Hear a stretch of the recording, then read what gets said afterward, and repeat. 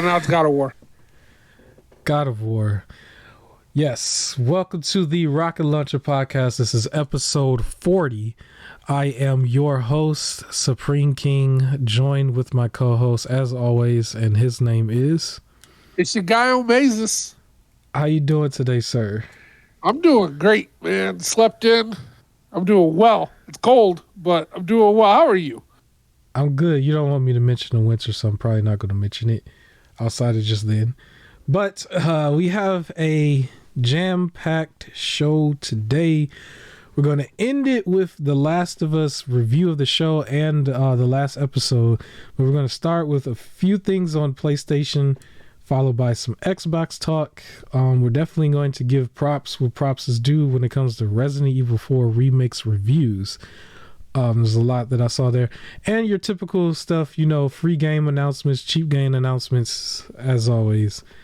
And yeah, the first thing I actually do want to talk about, have you been seeing these rumors and stuff that they were saying about a PlayStation 5 Pro being released late 2024? Have you seen all that? I did hear about that, but it seems kind of too soon.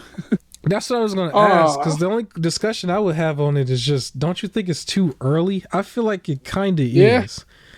Because yeah, go ahead. Even though we are 3 years into the PS5, it don't seem they're like still It don't seem it. A lot of people still weren't able to get it.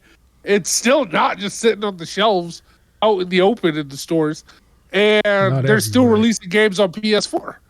So it doesn't feel like we are in the PS5 era yet, so it feels too early. The one thing that I don't think a lot of people was mentioning that I would like to mention, like, do anybody really want to restart the debauchery basically with the PlayStation, with the PS5 Pro, where all of a sudden that thing is the one that's being scalped? All of a sudden they can't get enough of those made to be in every store, because that's the one thing that's going to happen. I don't think, do people really think that they're going to all of a sudden have that one ready and available? They're going to do the exact same thing. And you're talking about having like majority of the full generation where they basically play to the industry and act like they can't get it to you, and you got to buy it in a bundle, and we got to raise the price in certain states, or not states, countries and in places and stuff. It's like, that's what they would do with it more than it just existing.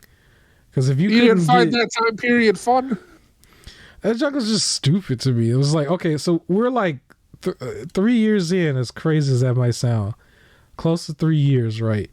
So after that, we're looking at a PS5 Pro where it's almost 3 years of it not being on the shelf either. So that's like 6 years of that. Imagine you that one dude who just literally can't buy it. Like, you tried to, but you just literally can't. Unless it's being scalped to you or some useless bundle. Like, there's somebody out there that's in that situation where they just, because remember, like, early before the channel even existed, I was saying, if I can't just go to a store and get it, I don't want it. Like imagine it's that and the Pro version. You can't just go to any store, not call ahead, not figure out where it's at, like literally just walk in a store and it just so happened to be in there. Like, that's the situation with the PS5 Pro. So it's like, as long as that's how they're going to treat it, then no. But at the same time, it shouldn't come out until like the middle of year 5, to be honest. Because I agree. We're still cross-genning a lot of stuff. There's all this scarcity tactics that they're still doing with the other system. And as long as it's not, the first system's not readily available, and everything is still being optimized for the PS4, it doesn't really make sense to have a Pro version of PS5 yet. That's the main thing I would say. Also, with the PS5, the regular PS5, they're always going to have to optimize games, especially the exclusives, for the base PS5. So what we see with the developers right now, the way they treat like the Series S, for example, and also I can use Hogwarts for an example, even though it's not 100% their fault. Like, you know how certain versions of games is taken like months later after the certain release. Yep. The Switch is another one, right? It's like the Switch, they would still have to make the game somewhat compatible with like a Switch or something, like let's say third party. So at some point you would have to either start with that being the baseline or make the best version and see what you can cut out. And as long as they're doing stuff like that, the Pro won't really matter that much. If they all of a sudden start saying this only works on the PS5 Pro and not even the PS5, which is never going to happen, then the Pro is going to show its worth. Yeah. But what would be the point of doing that also if everything's going to PC 1 year later anyway? Like by the time you get the Pro, all the games you was going to go back and play on the quote unquote Pro, your Pro was the PC. If anybody is getting the 3090, I heard the 4090 graphics card is not living up to its name yet. But if you got the 3090, what are you getting a PS5 Pro for? I would wonder basically.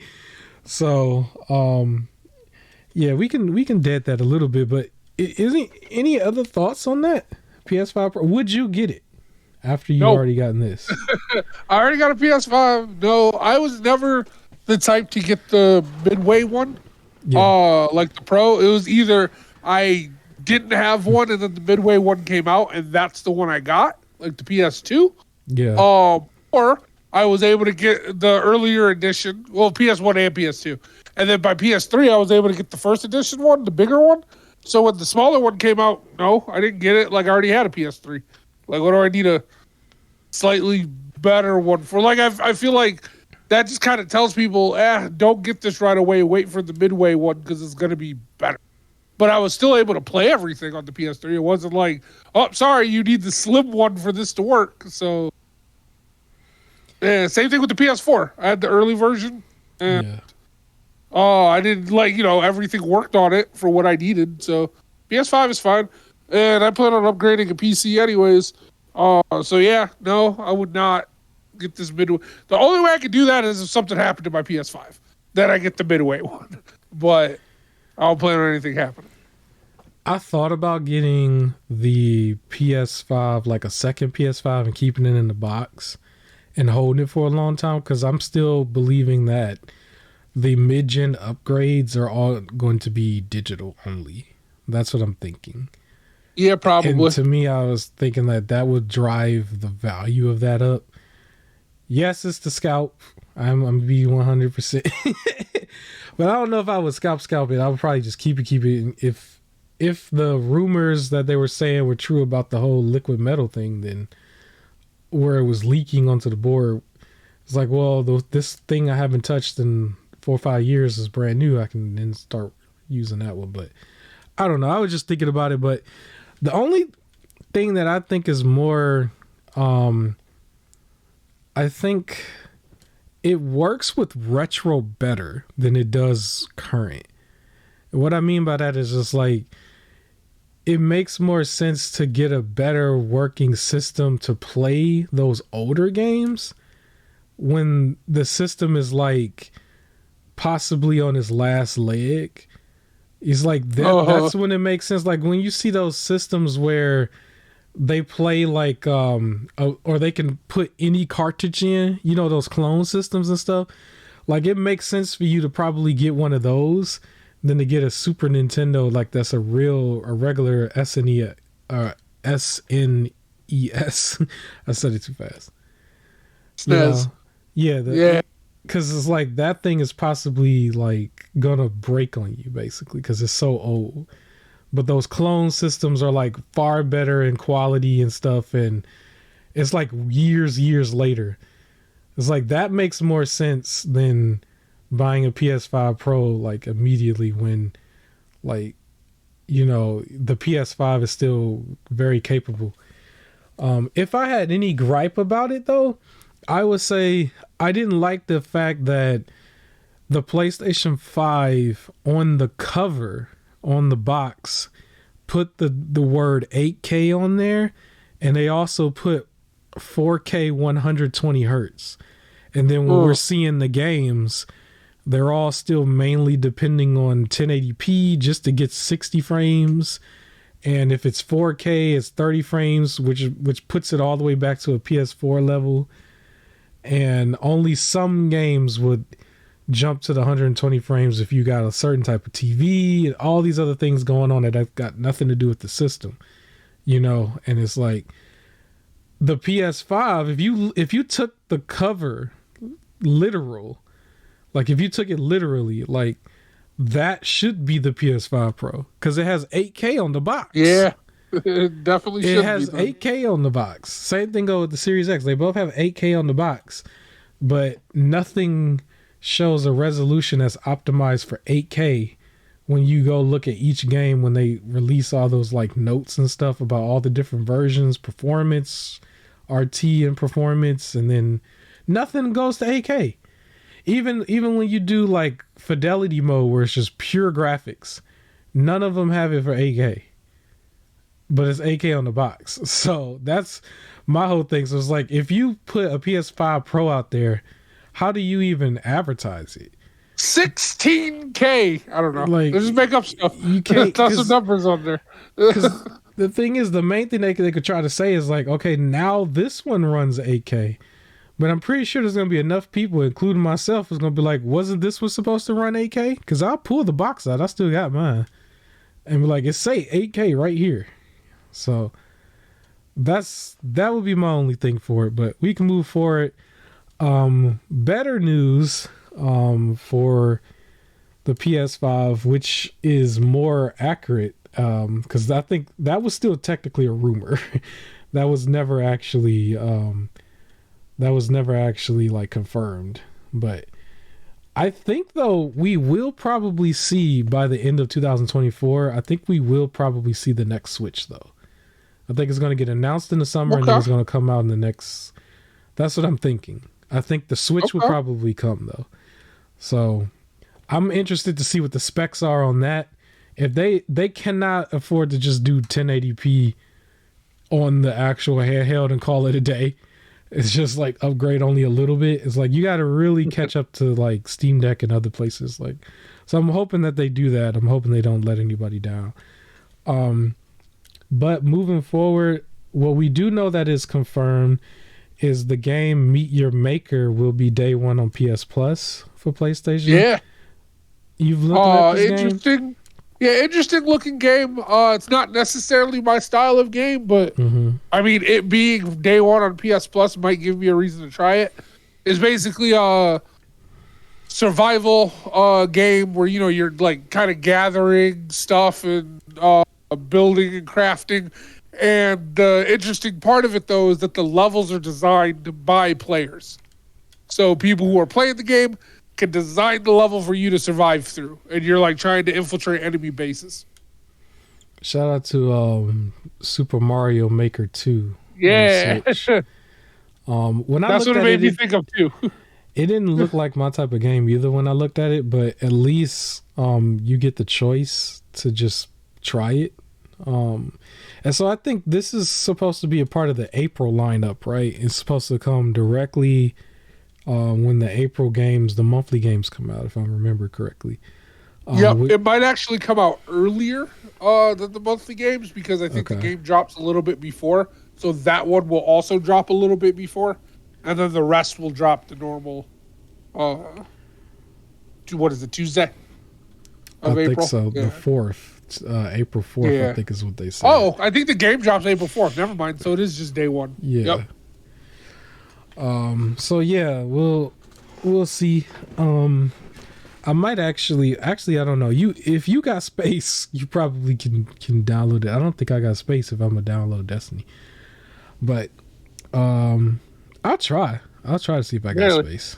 I gotta see. Well, I have a external hard drive, so that holds all the PS4 games. So then I don't think I got room any for PS5. I think I don't got any PS4 games. I'm going based on the full internal storage because the only reason was because like it never, every time I would start a game after downloading it, if it was just on there, it always needed an update. so I never could start right away. This is on the PS4, because I had the external hard drive on the PS4 and like everything was just ready to go. At least I thought it was. And then I would start something and it'd be like, oh, this has a patch update. And I'm like, what? And so I was like, well, that was the whole point. Because other than that, I don't mind uninstalling some stuff.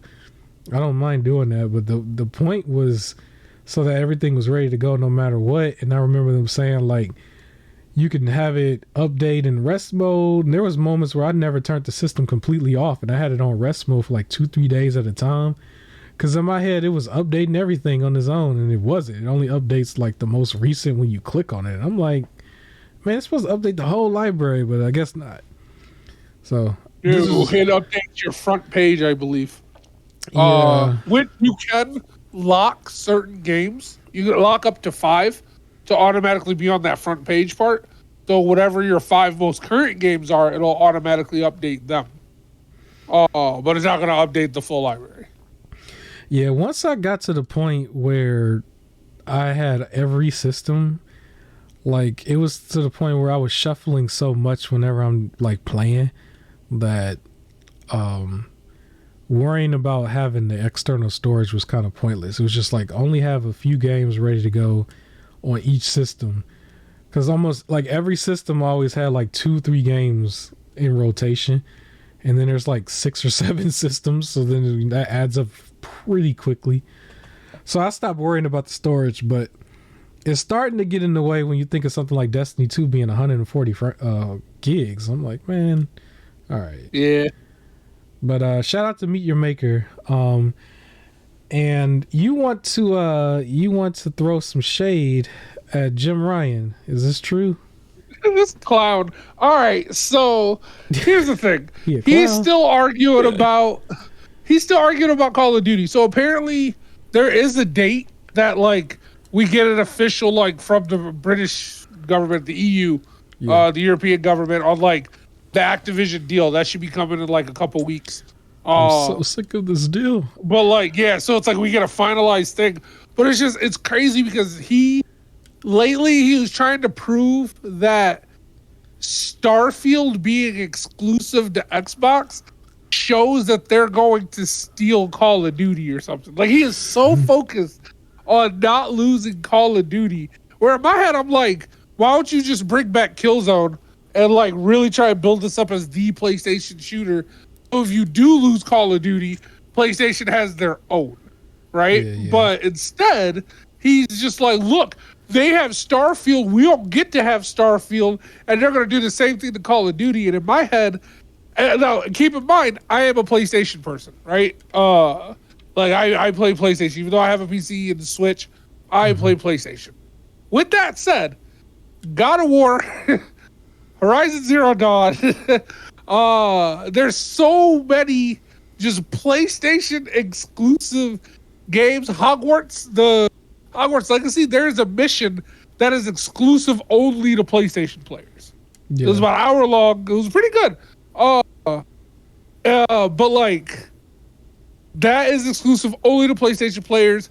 Spider-Man from Insomniac Games, and then the Spider-Man in Avengers was exclusive to PlayStation. It's like you have all of these exclusive games that Xbox can't have, and then Xbox mentions like one, and you're like, no. Like, come on, man, calm down.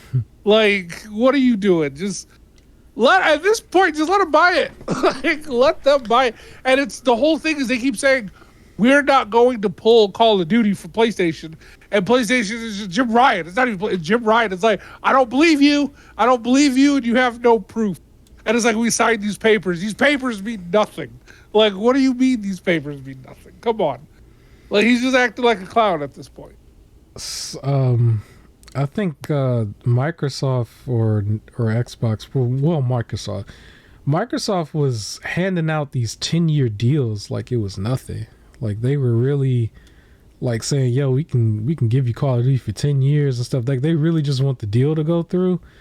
And I remember one of the reports, they kind of told on themselves a little bit, PlayStation, because one of the reports was that they thought that, or they were saying they think the Call of Duty version that's on PlayStation is going to perform worse.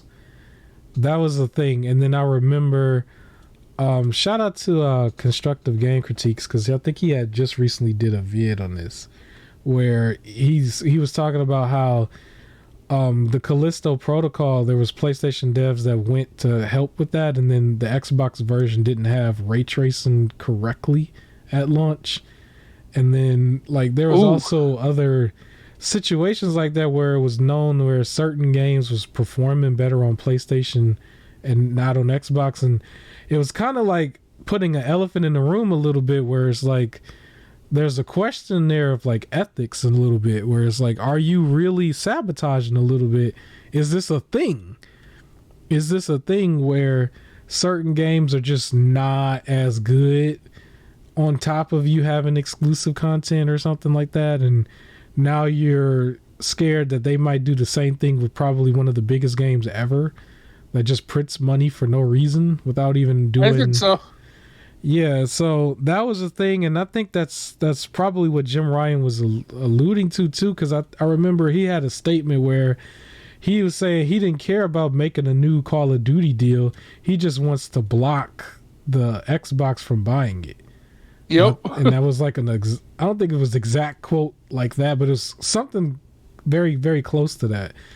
And it kind of like it sucked the air out of the room for his like stance a little bit. And it almost seems like now the European side is starting to side with Xbox, and the deal might actually go through sooner than later.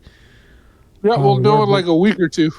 Like before, it was like people were saying they were the ones that was going to block it, and they were about to sue to block it, and then other information was coming out because they were asking for documents, and then his statement that was, I guess, behind closed doors or something, and that came out, and it was just like, man, Call of Duty is just like, it was causing such a mess. Right? Because I even have like, I think 4 videos in total maybe on just that subject, just myself. And I remember saying before I didn't want to talk about it anymore, and I guess I'm still talking about it. I do still want to make the conclusion video of it, where it's like, once we finally know where it's officially blocked or officially going, I'll probably still make that video and then also talk about it here. But other than that, it's just like, you was gonna buy Call of Duty. You was gonna buy Call of Duty wherever you was gonna buy it anyway. And I'm pretty sure nobody who was really about to all of a sudden start buying it on the Switch. That to me still kind of goofy. It was like, okay, it's on the Switch for 10 years. Who's really about to buy it on the Switch though? There was another game here. I'll mention it now because it's kind of in relation. Like MLB The Show 23 is going to release on March 24th. I think that one is fully multi-plat now. Who is buying that on the Switch? Like, you don't buy that on the Switch? No, I'm not. I'm never buying that on the Switch. Not if it's multi-plat. Yeah, man, it's kind of silly. So you can play it on the bus. I don't know. It's kind of silly. So like the Call of Duty one is like that amplified, because who plays Apex on the Switch? I've seen how it looked. Don't nobody even play Apex on the Switch. Don't you know shooters are optimized at 720p? That's where you get the best results from a shooter. I was watching some footage on a game that it was somebody doing one of those like hidden gems videos, but they was doing it for the Nintendo 3DS. And one of them was a shooter. And I forgot the name, but it looked like Gears.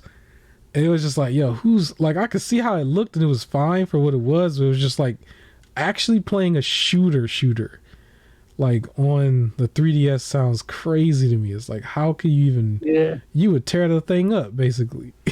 You would, especially with people running through the controllers that they run through. And then the pro controllers that they buy, I was like, man, you would tear that thing up. So I don't know, but I saw one and I was like, okay. Something else from these court documents that got everybody up and riled. So when they were talking about how Sony has exclusive games, basically it was like, Xbox didn't like complain.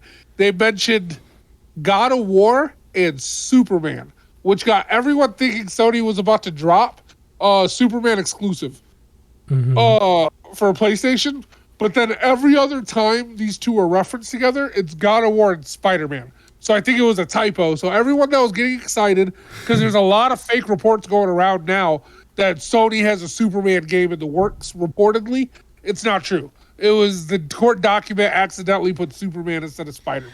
That's another thing, too. Like, everybody who called themselves being regulators, everybody who was, like, looking into this, making, like, reports and stuff, a lot of those places don't even care about the actual game itself. They don't care about the content. They don't care about none of that. They barely know. Because it wasn't Spider-Man and Superman, didn't they get, like, the quote, like, they misquoted Superman on television or on the news? They say with great power come great responsibility on the news or something, and everybody was like clowning. Yes, and they're like Superman like, or something. Yeah, I'm like, for them to always get that stuff mixed up, it lets you know how disconnected they are with it.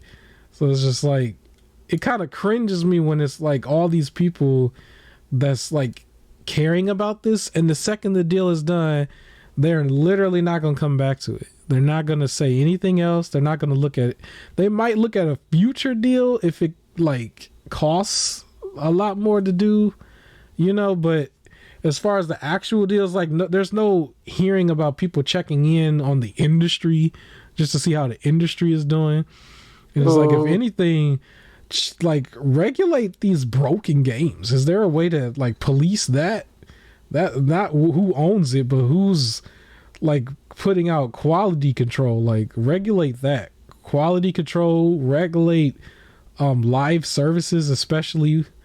It's like, how is only loot boxes regulated in some of the places? It's like, it needs to be regulated everywhere. I agree. That's my thing. But yeah, what else? Anything else you want to say about Jim Ryan? You get it off your chest? Stop being a clown. I got it off my chest. Stop being a clown. Okay. All right. I think we're still kind of within PlayStation, because there's one other thing I wanted to mention for PlayStation, which involves Horizon Forbidden West. Did you know that the actual DLC for it, Burning Shores, is only for the PlayStation 5 version and not the PS4 version? Oh, I did not know that. Interesting. Yeah, I'm hot and cold on that, because I kind of feel like if you released it for the PS4, it should also be on the PS4. Kinda, yeah. At the same time, I don't know. It sounds like that part of it will probably be more optimized for the box, hopefully. Yeah.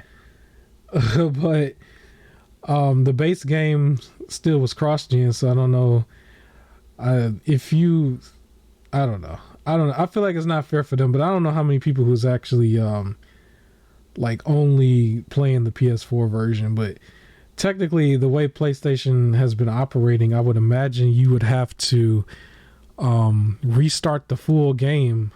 If you went through the whole game on PS4, you have to restart and go through it again on PS5, because I don't know if your save crosses over.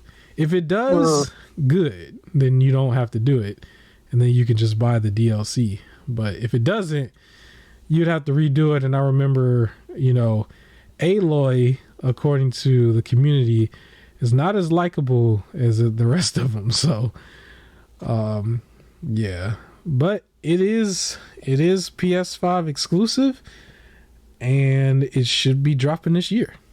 So, yeah. All right. There is one more thing about PlayStation. Real quick, actually, though. Go ahead. I know some people that's still on PS4. If they can really make these PS5s readily available, I do think it is time, and I see it always with Hogwarts, where I feel kind of bad for anybody going to get the PS4 version of this game, or the last gen, I should say, versions of this game, because the here is like, hey, we need an extra month to lower stuff, like, for the game, is really like, well, then you should only release this for the next gen. Like, make it something that, people can look forward to for the next gen. Because I've been burned before by buying something last gen, and it was made for the next gen, except at my time, it wasn't just making it lower. It was like two completely different games. And that was Spider-Man Web of Shadows. But yeah, I don't know. I just feel like if the games still have to come out for both, so then you're lowering quality specifically for that, it just feels weird to still then release it on a previous thing. So if this DLC is just for the PS5, I think they do need to make a way that you could, like, if you have it on PS4, you could get a PS5 and then your save data just goes through, so you can just go straight to the DLC. Other than that they do need to release it on PS4, but I think it might be a good thing that it's just PS5. I'm curious, for Hogwarts especially, what the Switch version is gonna look like. Bro, it's gonna look so bad. I want to see a playthrough. I want to see somebody literally sit there and be like extra excited to play it finally on the Switch, and just see exactly what's been taken out. Because the whole loading screen from going inside and outside of the school, like I want to see, like, because if there's a loading screen on the next gen systems, then what is it on the Switch? You just can't open the door. They gotta do an animation where it's like the door, you gotta like try to break it open or something. It's gonna be.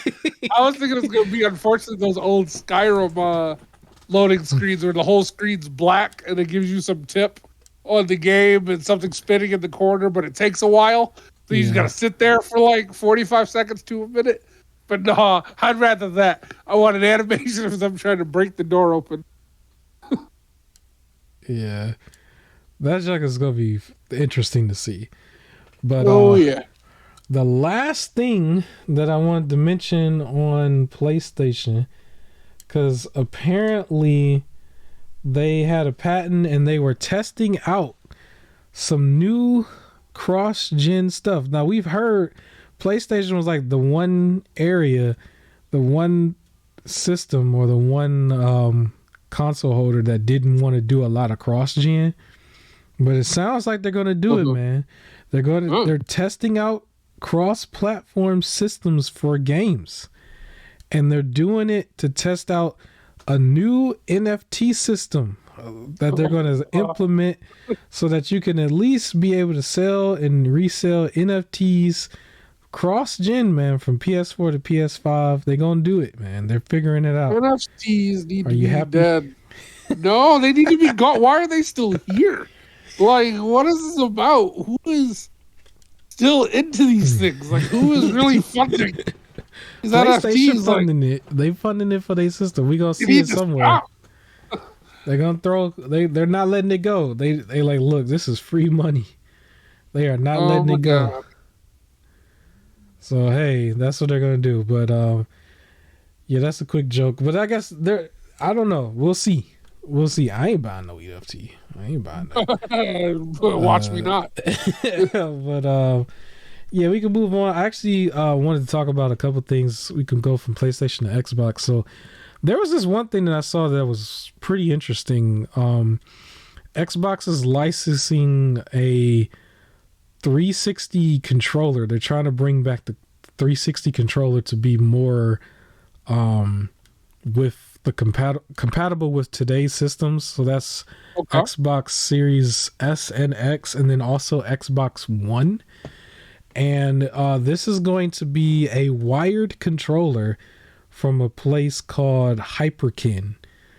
I was scratching my head at it though, because I'm just like, I don't know what makes it justify its price, but it's going to be $49.99, but it's supposed to be a wired 360 controller, and the only thing is that it's licensed by Xbox 360 or Xbox. It's licensed by Xbox, right? Okay. But the thing about it is, if anybody has been following the podcast, you would know I recently have been buying the older systems, and I've gotten some Xbox 360 controllers that were brand new, that were wireless, for like under $15. And so I'm just like, I don't know. Now, yes, they were third party, but they work completely well on the Xbox 360 and then PC. And so I'm just wondering, like, why does it jump so high up for being a wired controller? I would imagine it should have been wireless. I would have been more interested if it was wireless, but as a wired controller, I'm just like, Yeah, $49.99. I don't know. Do you still use a Xbox 360 controller on PC? I think you have one, right? I do. Yep. And it's wired. It's a wired 360 controller. You ain't But paid it works 50 fine. for it, right? Did you pay 50 for it? No. It was like, I mean, it was close to that. So I think like 40 or 30 for it. Cause my when I got the Xbox 360 recently, I had one controller that came with it. That one was wired. I think that by itself it was like $30 at a mom and pop, brand new. Cause I think some of these mom and pop stores have like companies that they work with, I think, cause they'll have some third party stuff in there. A lot of replacement stuff. Like it's a whole lot of things about like cords. Like if you're ever somebody buying a retro system and you just need replacement cords and you need them like immediately or something, you don't want to wait. Like the mom and pop stores have them. They have them for days, and they have those controllers. They have like the PC versions of like N64 controllers. I've seen a lot of those. Okay. They never priced it at 50. Like I know it's just because I think I spent 30, maybe 30 or 40. I know it was under 50 for sure. Like hands down. Because if it was more than 50, I would have just reprogrammed the PlayStation controller. So I remember it was below that. I just don't remember the exact. Yeah, I just know with that price, I was just kind of confused. But to the people out there, you can absolutely find a wireless one for cheaper that actually holds up. I think the one I had, I can't even find it. It's not near me. But I've spoke on it in the past. You can pretty much just look it up. Wireless Xbox 360 controller on Amazon, and look for some highly reviewed ones. I think there was one called Vonir or VO something. Starts with a V. Because that's what I got for the 360 and the PS3, and they worked just fine. And so, and they were wireless. So I was just kind of confused. Maybe, it is what it is. Like, I was still scratching my head at the N64 one when the Switch put out that $50 one, but that one was at least wireless. Yeah. But yeah, they overcharge for these products, man. But, That they are. I can move on. The other thing I wanted to mention, Ghostwire Tokyo is coming to Xbox April 12th. And so I think that's going to be probably April 12th day one on Game Pass. And then you could also buy it. Did you watch the Redfall story trailer that I sent? I did not, but talk to me about it. I mean, it was just basically like what's going on is it's almost like a zombie game, but instead they turn into vampires. Right? Yeah. So I thought, from what I understood from before, without ever seeing the story trailer, it was just there's a bunch of vampires and you are a group of four trying to kill them, right? And their boss, like the head vampire. The game to me still looks like a darker version of like what Borderlands would be, and you take a little bit of the humor out. That's kind of what it looks like to me. It's not bad. I think it still works excellent for co-op. It definitely looks like it's an excellent co-op game. I just don't know for myself if I would play that by myself. But I would probably play for the story. But like going back and back and back, it has to be co-op, which I think is designed for that and for Game Pass. But yeah, that they released a story trailer, and that one is still set to come out May 2nd, 2023. So I'm excited to see if Bethesda can, right the wrongs on their name, because they keep getting bad dirt thrown on their name, and hopefully this will be one of the first that can reverse some of that, where some of the other games unfortunately didn't change people's minds. But yeah, I'm interested to see Redfall is coming out right before Zelda Tears of the Kingdom. So we're going to see how the month of May pans out. But I guess I could also talk about real quick. Diablo 4 open beta did come out. I'm saying it because Diablo did come on the screen. So, have you seen any footage or anything on Diablo lately? That one? I haven't watched any footage. I was gonna try the free to everybody open beta. Like this one was the early access where you had to get a code from KFC. They were doing like they brought back KFC. That double down sandwich that I have never gotten, and I feel like I can't bring myself to do it. That's the one where it's chicken sandwich, but the buns are chicken. So it's like chicken. I saw somebody trying to order that on stream because they wanted to get the beta, and it was like, oh, yeah. I guess that seems so odd to have like chicken as a sandwich. It's just basically no bread, which I guess is, I don't know, in some ways keto, but like I feel like the chicken has breading, so that ruins that. Anyways, yeah, so I'm waiting for the regular beta. For it, I want to see some videos to see, you know, if it's running well, if it's optimized, but I almost don't want like any of the story ruined for me. So I'm stuck in between those two. Yeah, they had some really good cutscenes from what they were showing in the promotional footage. Yeah, which I mean, and that's what I don't want spoiled, but like I do need to see what it looks like. Outside of 3, have you played 1 and 2? I did not. I started with 3.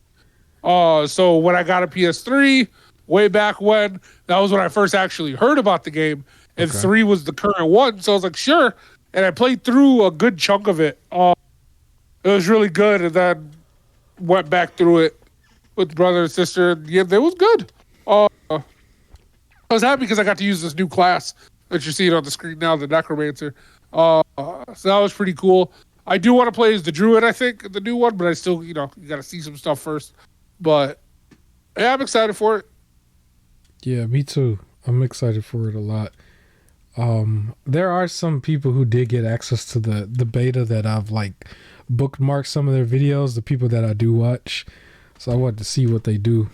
But the one open beta, I guess you can call it a beta, the demo for Resident Evil 4 was out for a while.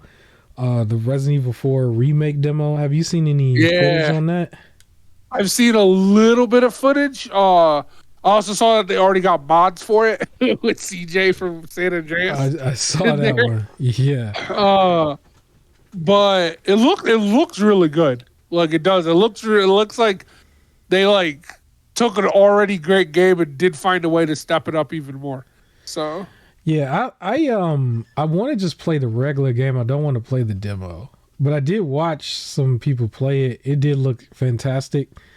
But I want to say like I was pretty shocked at how high the reviews were, because that's the main point that I wanted to talk about. Because usually you see like reviews here and there are like some good, some bad. It looked like across the board Resident Evil was getting like all 10s.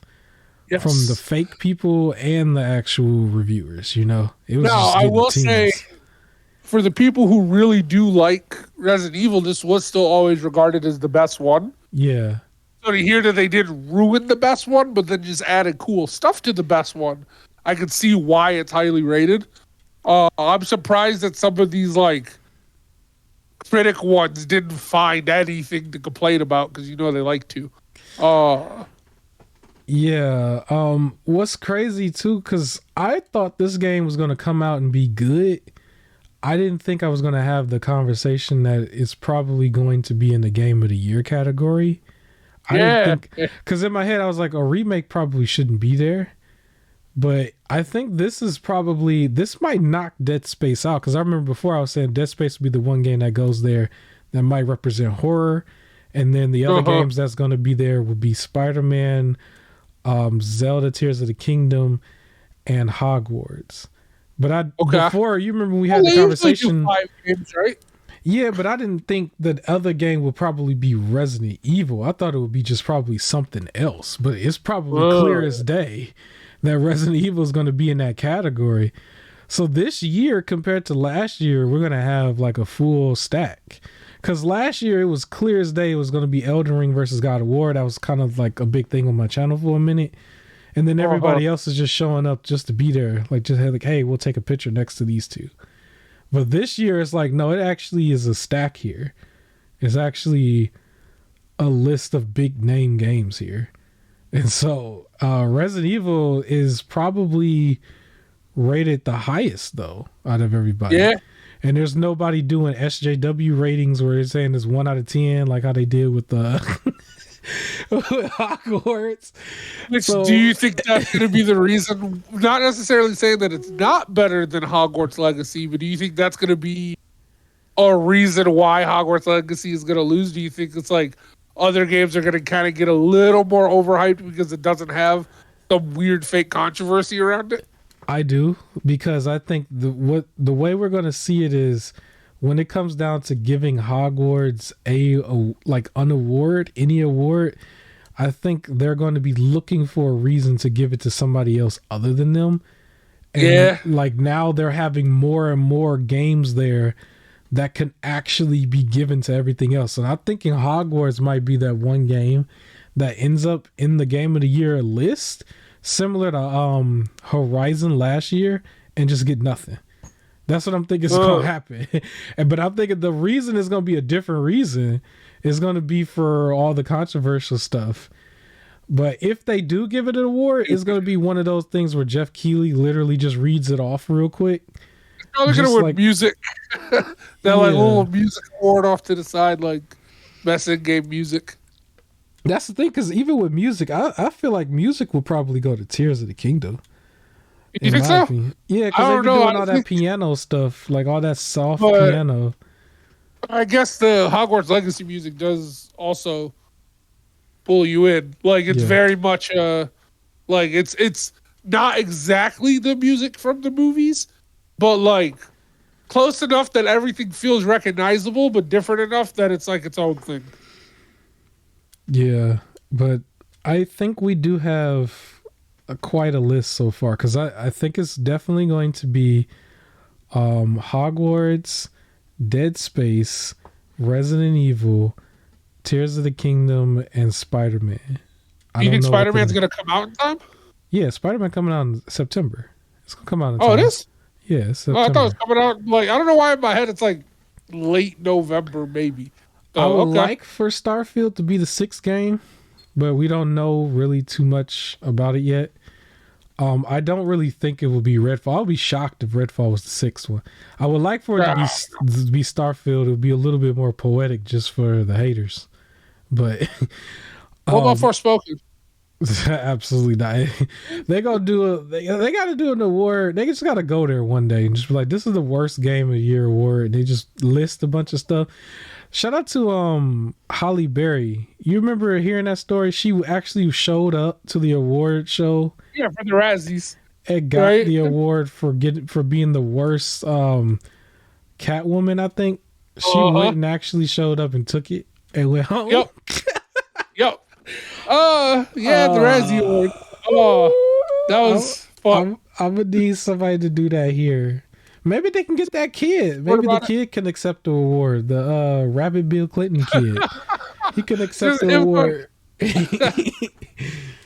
They just have him do it. Like, and just disrespect whoever the developer is in the building. That would be crazy if they did. That would be wild. Oh my goodness. But that would be a dumpster fire. That would be great. Let him be the one to just go up and accept it. I would like to thank man. But we can move on from the Resident Evil talk. I do want to mention just real quick, as quickly as I can, I just want to say rest in peace to Lance Riddick. He played Wesker in a hilarious bit for the Resident Evil show. I will say, and I think I mentioned this before too, where I was like, he does have in him the intimidation factor that you could have from Wesker. Besides until they turned him into Blade. When they turned him into Blade, until they turned him into Blade, nah. But I followed him I know he was on, I believe, The Wire. I followed him from Fringe, and he was on early seasons of Law and Order SVU as one of the medical examiner people.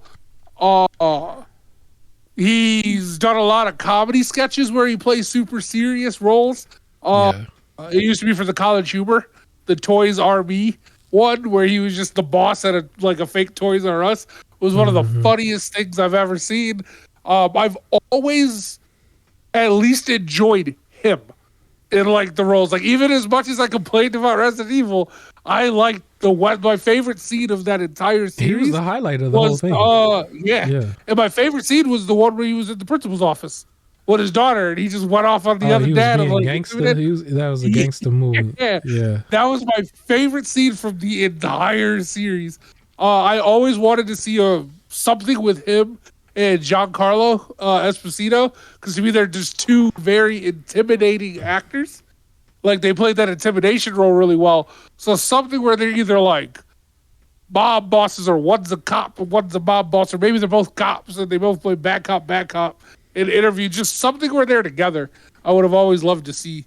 But yeah, rest in peace, Lance Reddick. That was sad for me. I heard he was a part of, like he's still, or the what am I trying to say? John Wick 4 was completely done, and it reviewed like very, very high as well. And he was obviously in it, so that might be like one of the last big roles that we see of him going forward. So yeah, rest in peace. He's actually in Destiny 2. I think a bunch of Destiny players did a whole thing to like tribute him. He was like your boss essentially in there. So okay, yeah, all right. Well, that's cool. I want to mention, we could probably jump to the halfway point slightly early. As far as like what I do, like Epic Games. So unofficial sponsor. How many times have I spoken on Epic Games at this point? 40 times. Yeah, 40 times. So unofficial sponsor, Epic Games. We talk about how they give you free games every week. And this week, well, first I would say you still do not need to have your credit card or debit card on file. You just need to make a profile, and you can start collecting games. Even if you don't have a PC yet, you can collect games. Then when you finally get a PC that works with gaming, you have a full collection of stuff. And they every now and then do big stuff, especially when they do those Christmas things where it's like every day instead of every week. At least 2 or 3 games there are big AAA games, so you can start collecting. So the stuff that they have for this week is still Warhammer. I'm gonna say 40K, because when I said 40,000 I got in trouble, I guess. So apparently, let me just add this in, there are some things that call it Warhammer 40,000. I stand corrected. However, I've always ever heard it called Warhammer 40K, but I'll fight that one. But yeah, apparently 40,000 is okay. Yeah. So weird. Warhammer 40,000 Gladius Relics of War is free to claim now until the 23rd of this month. And then after that, there's 2 games. One of them is Chess Ultra. So you can play some chess. And then World of Warships, the starter pack. And I think the next word, I'm going to butcher this, Ishizuki or Ishizuchi. That's the starter pack. I don't know if I said it right. But both games, the chess one and that World of Warships, is available from March 23rd to the 30th to claim. Okay. And then the Chess Ultra. Yeah, I like chess. So shout out to chess. So yeah, you can. There were some chess games I remember seeing. They had like wallet size ones. You ever see those where it's like you pull the board out? Yeah. And then I've seen people play within it. Yeah, it's so tiny and stuff. That's crazy. So chess is still huge. What if they make a AAA chess game? There's a chess puzzle in Hogwarts, where you have to move across the board, and there's a bunch of chess pieces. And like, if you land on a spot where they could they'll like take you out. So like, you have to like avoid. So it's just you got to recognize the pieces and like avoid it. Of course, you could like reveal and it'll show you like which blocks to avoid and everything. But I just like looked at the pieces and like made sure and made my way across. Okay. All right, so there's a couple extra sales I just wanted to mention. One of them on the talks of Resident Evil. If you wanted to go through the remake of Part 3 real quick first, on Steam you can get it for $7.50 through Games Planet. And then right now it was on sale under the PSN store and Xbox store for $9.99 for Resident Evil 3's remake, which is still a very good deal for that particular game. And then there was actually an interesting bundle that was shown to be on the Dell website. Dell, where you get computers. Apparently they had a Series X bundle that had the game Forza Horizon 5 bundled with it, and it's actually $4.99. So the game is completely free with it. That's the one time I've seen a bundle where they didn't add the price with it, and it's like, no, it's actually still $4.99. So you can get the bundle with it there. So go look up the Dell one. And then there's a game that I just bought, which is more retro, but I bought the Steam version of this. This is Sonic Adventures 2 from the Dreamcast. I did never finish it as a kid. I didn't finish it as a kid, actually. So I'm rebuying it here. That is on Steam. You can get it through Game Billet, and the price is $1.94. So you can get that for, very, very, very cheap. Last couple ones, they actually have the full complete version of Nintendo's All-Star Brawl, the Ultimate Edition, on all platforms, next gen and last gen, is going to be $20. And this is physical edition at Best Buy. It's going to include all the DLC, all the fighters. I think they're done with this one. And so, yeah, you can get that there. Power Rangers Battle for the Grid, that is $9.99 on the eShop. It does not include any of the DLCs. It's just the base game, and then you do the DLCs afterwards. Yeah, and I think that is it on there. There's one other one. You and me just bought Dead Island Definitive Edition to play co-op before they do Dead Island 2. That on the PS in-store was $2.99 if you got the regular definitive version, but apparently came with like this Super Nintendo like side-scroller looking game that my co-host did not want. That was like an extra 70-something cents or something. Don't just say I didn't want it. You didn't get it either. So yeah, that's there if you want that. And I think that's it as far as sales. Did you have anything that you saw that you might want to tell the people? Of course not. I didn't look up anything. Oh my gosh, my co-host doesn't care. There's actually one other sale that I do want to mention. Apparently the Steam Deck has a 10% discount with the Steam Spring sales. And so all versions of the Steam Deck is going to be 10% off. And I can imagine this will open the door in the future. Whenever they have their sales, they'll probably start doing this. So with the Steam Deck, you're probably better off waiting for when they do the sales, even if you don't get it right now, because they're probably going to keep doing this going forward. And right now it's 10%. Maybe one day it might be 25%. That would be awesome. I would say definitely bite it when it's 25%. But yeah, those are the sales. Also, I would like to just mention the games that are releasing and have just released. So I mentioned MLB The Show, but also I believe WWE 2K23 just released as well. Yep. And the reviews on that was like around 7 to 8 out of 10. How you feel about that? Okay. I know the main thing people were excited for was War Games. It's nice that it's not like, and it's broken. Like they've finally got like a system going. I'm waiting to get it until all the DLC comes out and they release that like version on sale that has all the DLC with it. I don't want to have to buy all the DLC individually. It looks good. I'm excited to try out a War Games match. Okay. So yeah, that's, I believe, a brand new feature in the game. And then also, for anybody wondering, for Bayonetta's game that's supposed to be when she's a kid, Bayonetta Origins Cereza and the Lost Demon. I think that's what it's called. Did I say that right? I think yes. So. Cereza. I think that's how. It's either Cereza or Cereza. I think it's Cereza.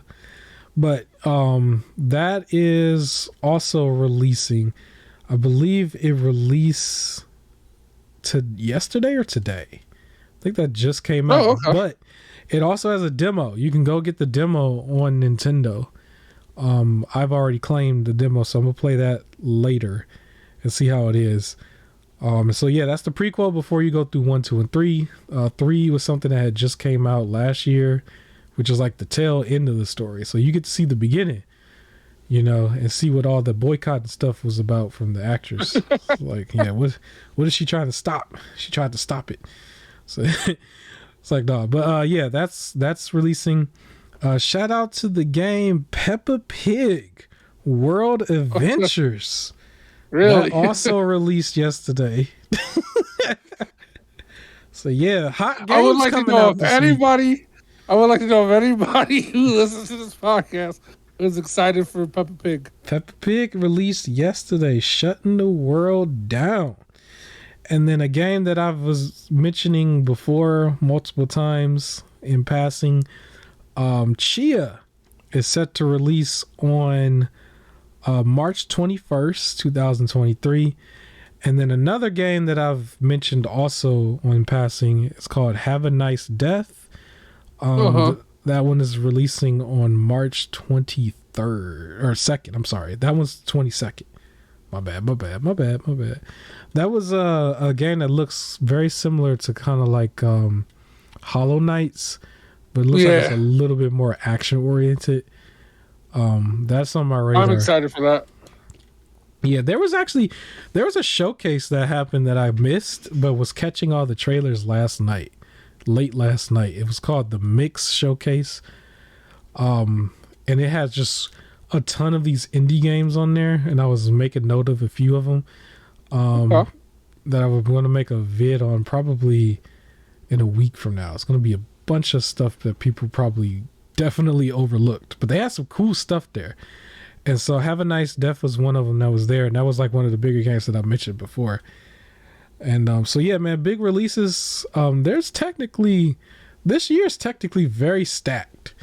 It was like stacked on the AAA scene, but I think a lot of people was like sleeping on the indie scene too. It's very stacked on the indie scene too. It was a lot of these titles. And then we got the Playdate. Shout out to the Playdate. It's a stack there too. We got the Playdate. Peppa Pig is about to be Game of the Year. So yeah, it's extra stacked.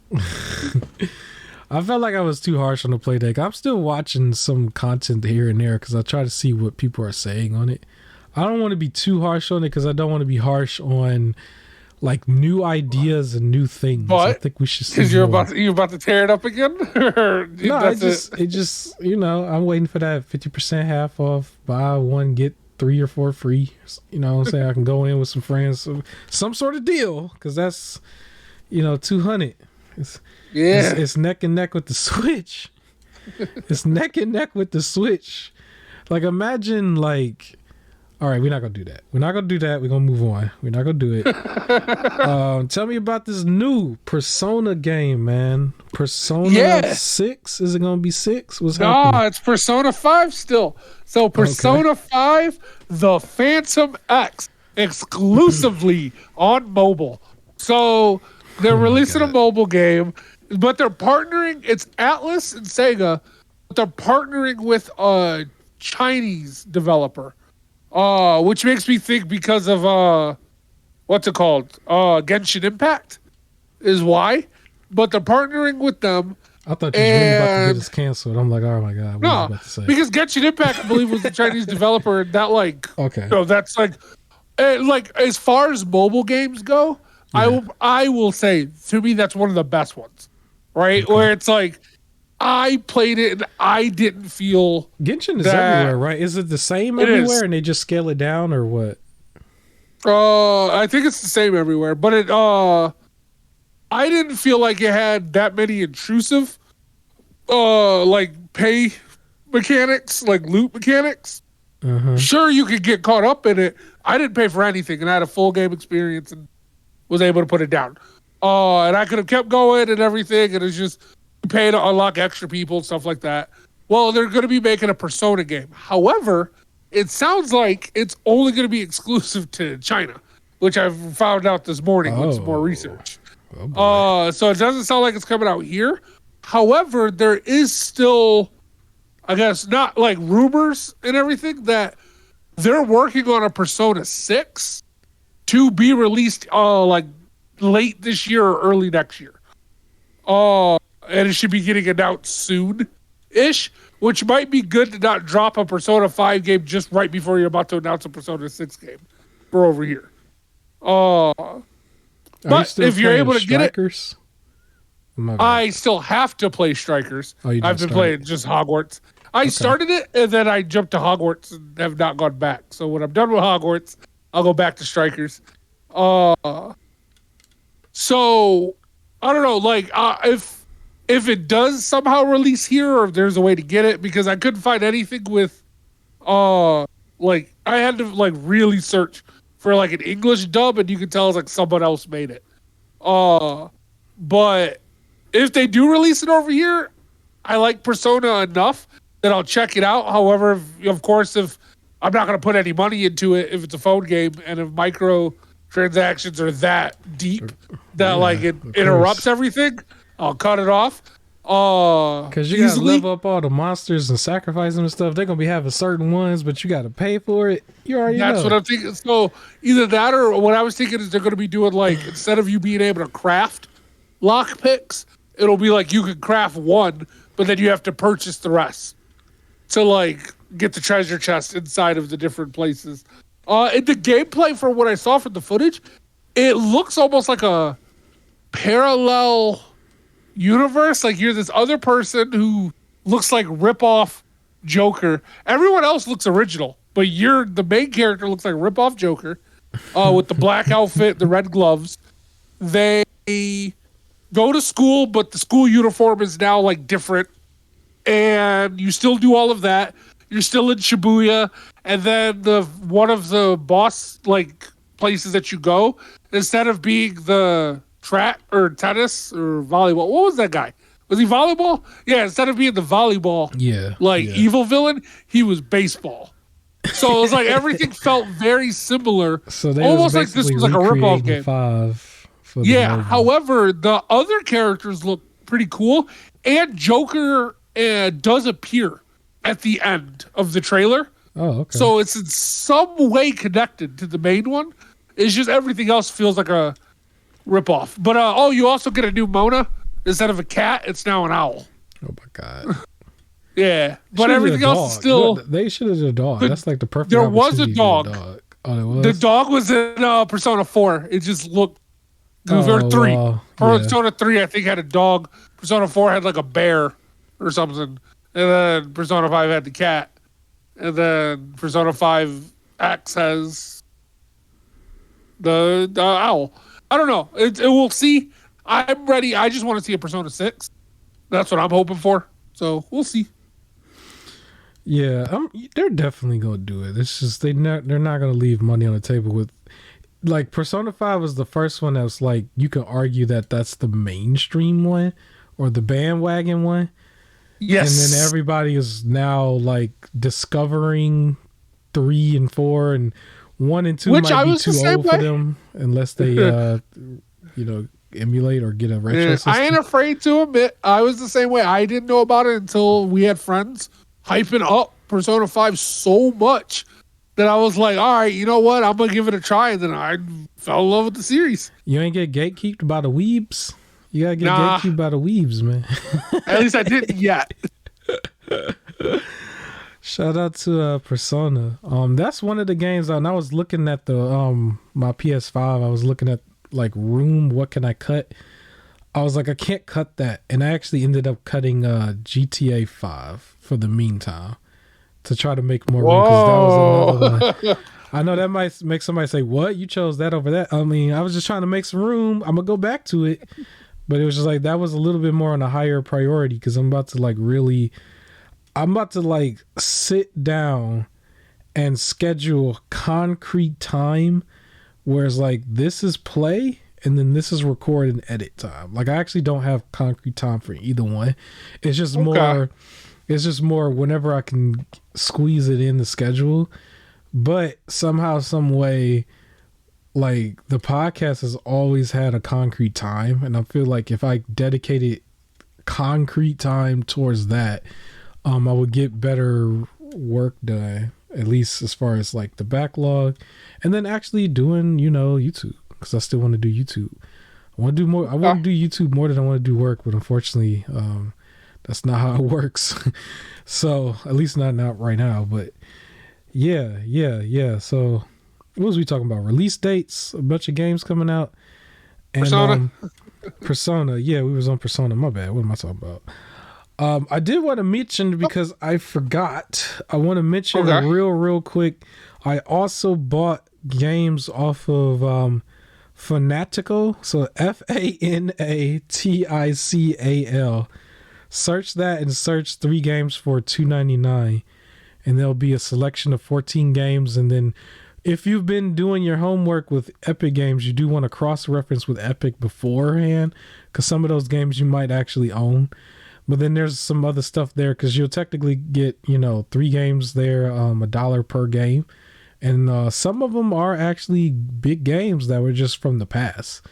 But there were games that I didn't have, so I'm like, I got a game where I looked on YouTube, and I'm like, this is a 12-hour experience for $1. So I got like 2 of them, and then like one of them that was like a 4-hour experience. So yeah, definitely look at that real quick. And then, go ahead. I was going to say, speaking of release dates, Remnant 2 has a summer release date. Which for some reason I did not bring up. Do you remember the release date for Remnant 2? I know it just says summer, but they've released a new trailer that you saw that was pertaining towards the dog. Like the dog actually looks like a real dog this time, and not some sort of the zombie deformed, dog decrepit thing. Yeah. Oh yeah, it does just say summer 2023. Yeah, so they released a trailer where it's like your best friend, and like it can revive you when you're doing this solo. But you got a dog companion. Yep. And then also they released a trailer for a class, the Gunslinger.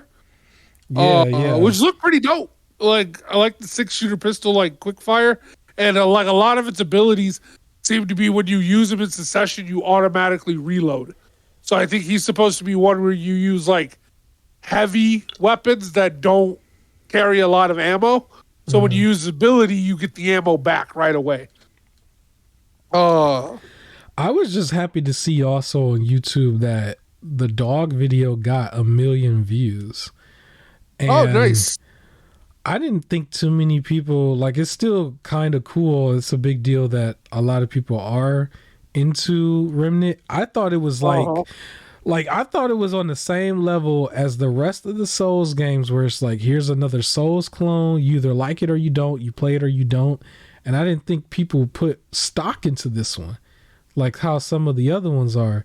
Because they're still, like, even now in real time, there's other ones that are coming out. The one that a lot of people are talking about right now is Wolong Dynasty. And it's like, right before that, it was Thymesia. And like those are all, Souls clones. Elden Ring obviously being the game of the year. But Remnant, I thought Remnant just came and went. I didn't think anybody would care about it at all. And there were some people that did really throw it out there as like, they played it. You could tell. I think some more people, once they heard about it, or the fact that Remnant 2 got a trailer at the Game Awards, made them go check out Remnant 1. It helps that because of Elden Ring, more people kind of bandwagon the Souls-like genre. Yeah. So if they're willing to try other stuff, and it's like they want to get through Elden Ring, but they can't on their own, Remnant has the benefit of having seamless co-op. Right? So because of that, it's much easier to grab 2 of your people and it's like, let's get ourselves through a Souls-like game. All right, with the 3 of us, let's go and really figure this out. Where you're not really just suffering by yourself for every time you die. Like whoever leads dies, that's it. Then you have to keep resummoning the person. Or a video that I saw yesterday, they called in a random summon for one of the bosses. And it was that blood boss from Elden Ring. And they run into the room, and the dude just pretty much hits a Kamehameha wave and just takes the boss out on his own. Like the person that they summoned. And it was like, I'm not summoning anymore. Because they didn't even get to fight. Or like learn the boss or anything like that. And they just won it. So it's like with Remnant, it's more seamless. With the co-op, you don't just resummon. You could play the whole thing. The story advances for both people. Progression for both people rather than just one. You don't have to redo it. So it's a little more inviting for a Souls-like experience, while you also get to like not only learn timing but like practice with a gun, and then you can learn how to do melee. There's melee builds in there that are really strong, so you can take your time and learn it to prepare yourself for higher end, I guess to put it, Souls-like games. But it's nice that it's getting that traction, I think also it was cool. I saw they released a trailer to, I guess, either remind everybody, because I thought this was already done, but they was letting people know that there's a next gen version for the first Remnant. And that was like also one of their trailers that they had just released. I thought it was, maybe it's a proper texture patch or something, because before, if you played it on PS5, it was like 60 frames. I know that for sure. If you played the PS4 version there. And so maybe it's also just better textures, because I think the game itself was still mainly 1080p. They probably brought up to 4K. I don't know for sure, but they did say they had the next gen patch there for the first game. So yeah, Souls-like games are huge right now. A lot of clones are coming out, and Remnant might be on the verge of being big enough to where it's not considered a clone and it's just going to be another, like it's the official shooter version. Maybe that's where it's at. Also to remind people, I think it might be too late. Is it too late? Is Code Vein was a PS Plus game. Is it too late? Is it like was it this month? That might have been last month, and they might do the, I think it is. I think that was February. So hopefully everybody who had it or had access, they claimed it, because that was another Souls-like game that could potentially get a sequel, because that's also done by major publisher Bandai Namco. You may have heard of them. And that one was the one that had like a story, like for people who was like really needing a story, because I remember that being a big complaint with Elden Ring, and I talked about that in the past too. That one has a story that's like right in your face with a bunch of fan service, and I think I've shown plenty of footage here as well in the past. So hopefully that gets a sequel as well. That's all I'm going with that. So yeah. But no, it's still this month. It's this month. Code Vein. It was Battlefield 2042, Minecraft Dungeons, and Code Vein. Yeah, because I remember it was like Minecraft Dungeons was the other one that I got. I was like, okay, I remember that, and Battlefield 2042 I didn't actually play. So having that is interesting, even though it's not really, it's just an arena basically. Yeah. I prefer the story parts of these games, but that's just me.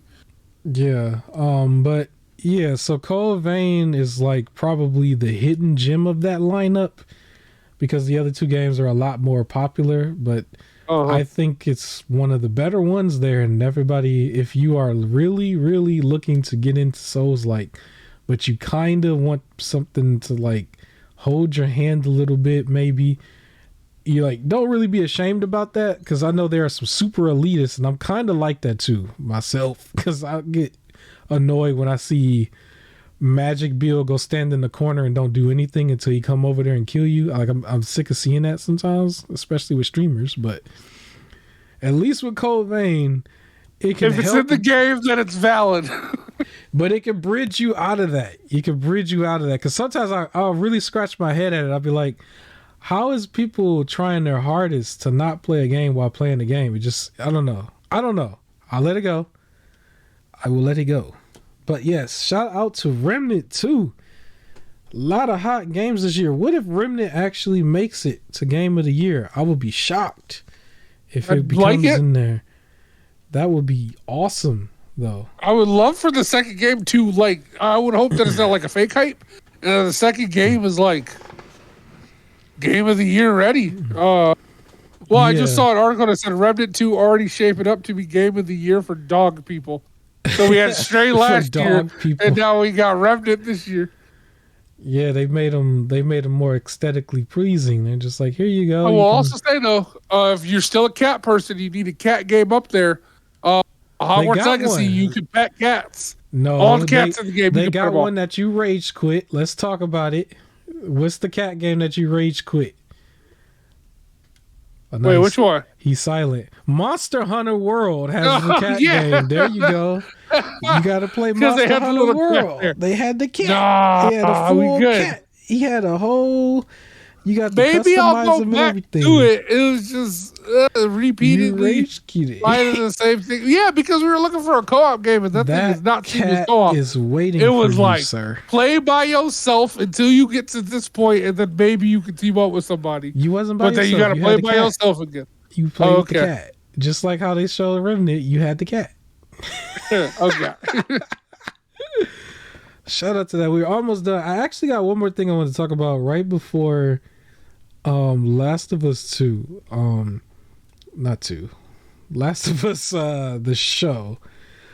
Because we're probably gonna be going out early, but I wanted to mention this because I had a horror story moment this past weekend when playing Pokemon SoulSilver. So if anybody knows, I was going back from the beginning. I've been playing it very slowly.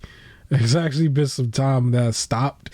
But apparently, according to the data, I stopped playing when God of War Ragnarok came out. And then I kind of just didn't go back to it until now, right?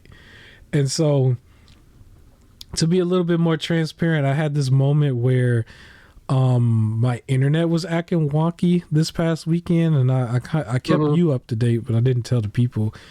But I can share this because it's interesting a little bit. But it was kind of annoying me, and so what I did was I was like, all right, I could play on my phone because I was emulating it on my phone.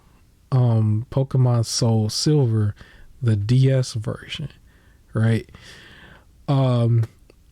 For people out there that does retro gaming in any shape or form, please open up your devices, find your folder part where it's a save file, and back that up at least once a week. Because I had a heart attack moment that pissed me off. I was like, I was using the phone emulator that's called Drastic, which is like the main emulator for DS games that make it run almost flawlessly, right? On a phone. If you got a modern phone, it has enough horsepower to play that. So I went in there. Drastic apparently had an update, and I just went in there and it just was like, oh, here's an update or something. And it had, you know how they have one of those like pop-up screens where you can't avoid anything except say okay? And I was just like, I saw it say it had an update and I hit okay. And I went into the actual app. It wiped everything. It like literally wiped everything. And I was looking like, what just happened? It wiped my settings. It had the touchscreen settings, even though I got the Razer Kishi on it. And I'm just like, what's going on? And then I pulled up Pokemon SoulSilver, and it was just like start new game. It didn't have the continue. Oh no. And I was like, yo, I was hot. I was hot. Because I was still in the end game right before the Elite Four. And I had 90 plus hours, and I think I said it was 92. And I was just like, yo, and the game was just, it was gone. When I tell you, I hooked it to my computer, my phone, and was just all through the files. I was like searching for that. I was like, there's no way it's just wiped clean. And then I went on, I searched up like a Reddit, and apparently this had happened to a lot of people. People was like, am I okay or am I screwed? What do I do? And blah, blah, blah. Why did it need to update? It's like a a phone app. It hasn't needed an update forever and stuff. And it really didn't. And apparently it had happened in real time for everybody, like February, like I think it was February 13th, the day before Valentine's Day. And like I didn't know because I didn't open it back up until now. And the only reason I did was because my internet was in and out, and I just basically needed something to do because I actually couldn't do anything. I couldn't do anything technically, like the stuff I got to do on the internet. And so like I was like looking through there and looking at what other people were saying, and some people was like coping with it and accepting it because they all had like lots of games, I guess, that they did on their phones, a lot of emulation stuff. And I was just like, there's no way. And there were some people talking about there's a backup. There should have always been a backup that was saved, but you got to find it. And I was ripping my phone up. When I tell you, you know how if you open your phone up on the computer, you can see folders that lead to everywhere? Bro, I was in there lurking, trying to figure out what it was. I didn't even know what it was going to be named or anything. And eventually I found it. And I saw it said Pokemon, and it had the date November 2022, and it had like it was lined up where you could clearly tell this is when I dropped it for God of War, basically when God of War first came out. And so I'm looking for it, and then I find the file. The first thing I do is drag and drop it on my computer in a folder as like a backup. And that's something you guys should do for any emulation, because I actually was never doing this for anything, but anywhere you have save files for something, because this is technically how you can take it from one device and put it on a whole nother device, because if you don't have like retro achievements, which I'll mention in a minute. And so I had the file, and then I was dragging and dropping it back into where it was supposed to be, and it still wasn't working. And when I tell you I was at this for like an hour and a half, like doing this, and I got mad and just like left and went and got food and was like binge eating and was mad, which is not really healthy, by the way. And I was just like I came back, and then I finally figured out like you have to reset Drastic the app and set it up where it saves where it wants to save, and then go back to the file from there. And then I was finally able to do that, and it gave me my file. But what ended up happening was I actually did hit start new game the very first time, because I was confused. I was like, what? And it put me at the very, very beginning where they were just like, you know, pick your Pokemon and welcome and all this other crap. I'm like, man, if you don't give me back my file where I have caught the legendary already and caught the dogs and was trying to fight the elite, because I was like, because it was still right before the elite, so that means I didn't go back into the first area, which is supposed to be like the big nostalgia moment, and I didn't fight the elite. And I'm like, this is 90 plus hours, and I'm just like, is it really about to just be gone? Because in my head I was starting to accept it after a while, because this was actually a 2-day process. I was starting to accept it, and I was like, okay, the next one was Emerald, maybe I should play Emerald, but I don't even trust playing it on my phone. I kind of want to play it on an offline device that's separate. And then I was thinking about one of those devices that we talked about for last week. I contemplated buying the offline one, because that was the one that was still ready and available that did nobody buy, mainly because you can't do the achievements with the offline version. And I was about to buy it for like $50 something just to play the games going forward on there, so that it don't wipe clean, because my phone, now it was still just one emulator. I have plenty of emulators on my phone, and I was still able to finally fix it, but it was just like, why did it do that? I was like really mad. And so further looking stuff up, I was able to finally get it, and when I got it, immediately I saved that again, and then did the dragging and dropping again. And then afterwards I went ahead and kept playing, and I beat the base game. I beat the Elite Four. I will say, if anybody out there remembers, Lance is so cheap. I have no respect for Lance, the actual champion. Was he dragon types? Yeah, my man spammed like 3 or 4 Dragonites and then finally bought out a Charizard at the end. And most of the Elite Four was always spamming the full restore. And I was just like, man, if you just gonna spam full restore all day, like, how are you elite? Like, I was just kind of annoyed by that. And in my head, I was playing that game when it came to Lance because I was just like, you know what, Lance, I'm gonna play your game because I actually... This goes back to my other statement before when I said I was going to talk about it later. I find it to be cheap in Pokemon World when all they do is spam the recovery. I make that, in my head, that's equivalent to if you playing a Souls game and you only playing Magic from a distance. It's just like, it kind of feels that way to me. I'm just like, there's no strategy in that to me. I was annoyed. So... Lance, I actually beat Lance on the first try because I started doing the same thing because I didn't actually use those potions for practically the whole game. That's where you made mistakes. You got to use the potions. I had them just stocked. I had them stocked up. So when I got to him and he kept doing it, I was just like, all right, every time you do it, I'm going to do it the next turn. And we were at the stalemate at one point where we were both just going right back to zero. I'm like, all right, or right back to square one. And eventually he stopped doing it, and that's when I was bringing his meter down. But that was when he was spamming Dragonites and stuff. They just kept coming out. I'm just like, bro, you ain't got no other dragons? And did you have an electric type on your team? Yeah, I had one. I had an electric type. Was what he's weak to. He was weak to, yeah, that, and then Ice Fang was getting them too. Ice is good against dragons.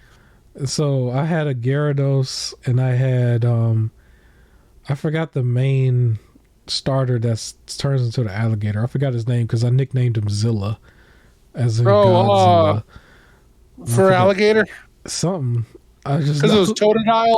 Yeah, Totodile was the original. Yeah, for alligators, it's last one. Yeah. So they were there. So my lineup was I forgot the other dog's name too, but the main lion one that you catch, that's the fire one. Yeah, him, Lugia, is that his name? I don't think it's his name. Yeah, the bird, the big blue, the white and blue bird. Yeah, those two. The electric type, I can't think of. I don't know none of their names, bro. Their names was hard. I'll be up here. Describe it to me. It was the electric type that started off as like a sheep that evolved into it evolved into like a yellow and black electric type, but it started off as like a sheep. Mareep's evolution. What's that thing called? Flaffy. I think it evolved from that. That's the second one. Yeah, there you go. There you go. It started with an A. Yeah, I had him, and then so what is that? That's 3. That's 4. That's 4.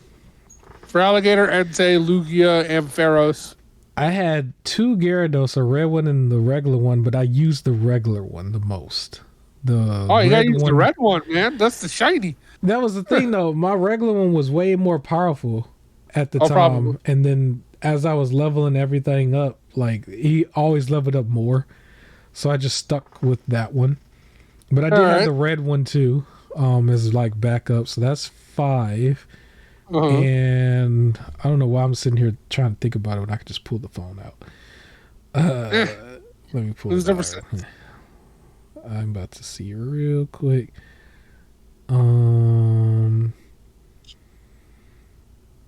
Dragonair. Let me talk about this too, because my man's was pulling out Dragonites that was like same level as my Dragonair, and I'm like, I've been trying to get him to turn into Dragonite for the longest, but he got Dragonites. But like my Dragonair was level 48. He had a Dragonite that was 48, 49, and like 50. I'm like, dude, like, yeah, it was Dragonair was the next one. Doesn't Dragonair evolve? Yeah, it doesn't evolve until 55. Oh, that's trash. Well, hopefully I can do it before the end of the game, but I got the key or the ticket to go on the boat, and I haven't gone on the boat yet, but it takes you all the way back to the first game. And so I'm going to do that, and then I'll move on to Emerald at some point. But I'm probably going to pause on that so I can keep going through the backlogs a little bit more. and then I'll go back to it. But yeah, the main thing I just wanted to say, definitely back up your saves if you're on your phone or some device that keeps updating so that it doesn't kill your saves. I didn't have this issue with any emulation on PC though, but still, just for the phone's sake, because I don't know what happened, but that was whack. But when I finally got it, the heart attack was over, because it was just annoying because I got it and then I remember it, like I did something else and I thought I erased it again, and then I got it back, and then it was like, okay, this time I'm just not touching anything until it's finished. And then when it's finished, I'm going to move the file off, because you can still take it and move it on other devices and save from it. Okay. So I'm going to probably keep it before I wipe drastic clean, because it has technically more than one OS. It has like 6 or 7 OSs in my phone, because I kept restarting it. And like the last one is the one that counts. With the rest of it is just junk files that's on my phone. So it's not really taking up space, but yeah, the main thing, I'm going to leave a description in the, I'm going to leave a link to the description in the description to what's called RetroArch Achievements. I think it's .org. By the time this goes live, it'll be there. Go on there for anybody and create a profile. Use your same username or whatever username you wanted to use before you found out it was used, because not too many people was doing it. Still less than 1 million. But if you do that and you do emulation through RetroArch on any device that has online capabilities, it allows you to cross save in a way, and also have achievements for retro games, which is interesting enough in itself. It does still have to recognize the like ROM that you're using, which isn't too bad, because it recognized one but not the other for me. When I tested it out on like a Crash Bandicoot Game Boy Advance game, and then one of them Super Mario Advance games, right? The achievements was showing the list on one and not the other.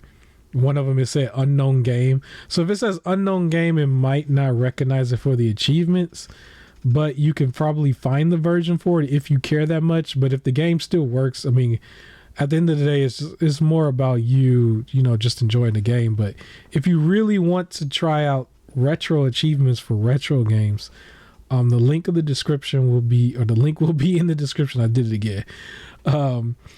For doing that. And I recommend it also mainly though for your ability to cross save on different devices. It's amazing how far we've gotten with emulation for you to be able to do that. But yeah. And then you can still do what everybody do, where they brag about all of their achievements, and then it devolves into everything else later. But yeah, so I did that. I made a profile and I looked, and some of the games was popping with achievements, and the ones that didn't is like, okay, I just got to go find a different version of the ROM. And I think there's online helps for that too, if you really care, but the cross saves is going to be the big one. So definitely cross save. Yeah. And then the last topic, man, I guess, Last of Us is the last topic. So you saw the last episode, right? How do you feel about that in the rest of the show, I guess? Okay. So, watching this last episode, I thought the action scene with Joel just kind of going through and killing everybody was dramatic. It was cool to see. And then you could tell Ellie knows that he's lying, but she wants to believe him at the end. And it was like he lost it. Like now that's his daughter now. Like that was one of the rare moments I think that it looked better here than in the game. Mainly because it was a real person and you can see more expression of she understands a little bit of what's going on. Because in the middle of lying, he also kind of sounded like he was making some stuff up, because he was just like, I had to get you. So many people was coming and blah, blah, blah. And she's like in and out of it and like, okay. So There was that. I wonder if they would have asked her, would she have agreed to pretty much die to save everybody? Versus them just like putting her under and be like, she won't even know. So there's that. That would have been such a tough thing too.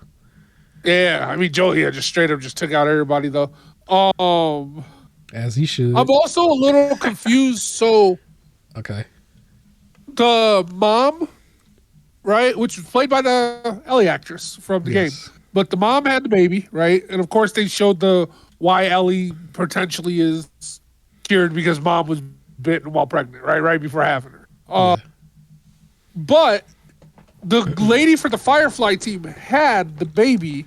How did Ellie end up with the like militant like training group with all the children? Why didn't she just keep Ellie the whole time?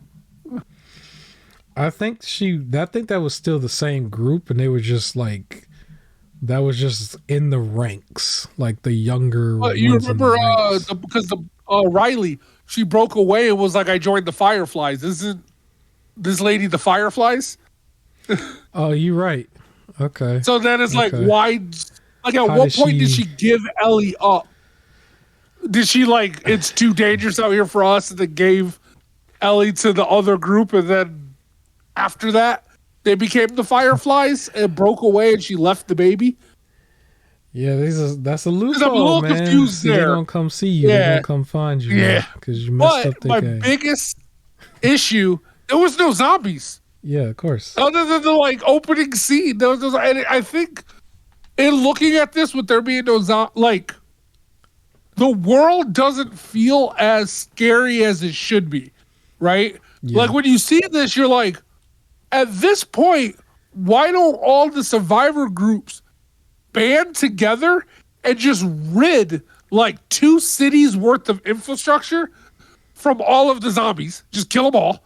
And then build a community fence around it, like that small group is doing, and then just go on about their day, like normal. Like, why? It doesn't feel that threatening where it's like there's this overwhelming threat of zombies, because the big issue is people. It's not zombies, right? Yeah. It's these little sectors of group that want to work together, but it's like the brother had their own little like safe community. One old couple was chilling together. As crappy as that first town was, where they were like, you know, paying for food packets and everything, they were fine and away from zombies. And the cult leader guy, they had a small community that was fine and like away from zombies. So it's like, if everybody can have all these little individual places away from zombies, even the Fireflies, right? They have their own little facility without zombies being a threat. Why don't everybody just come together and just exterminate the zombies?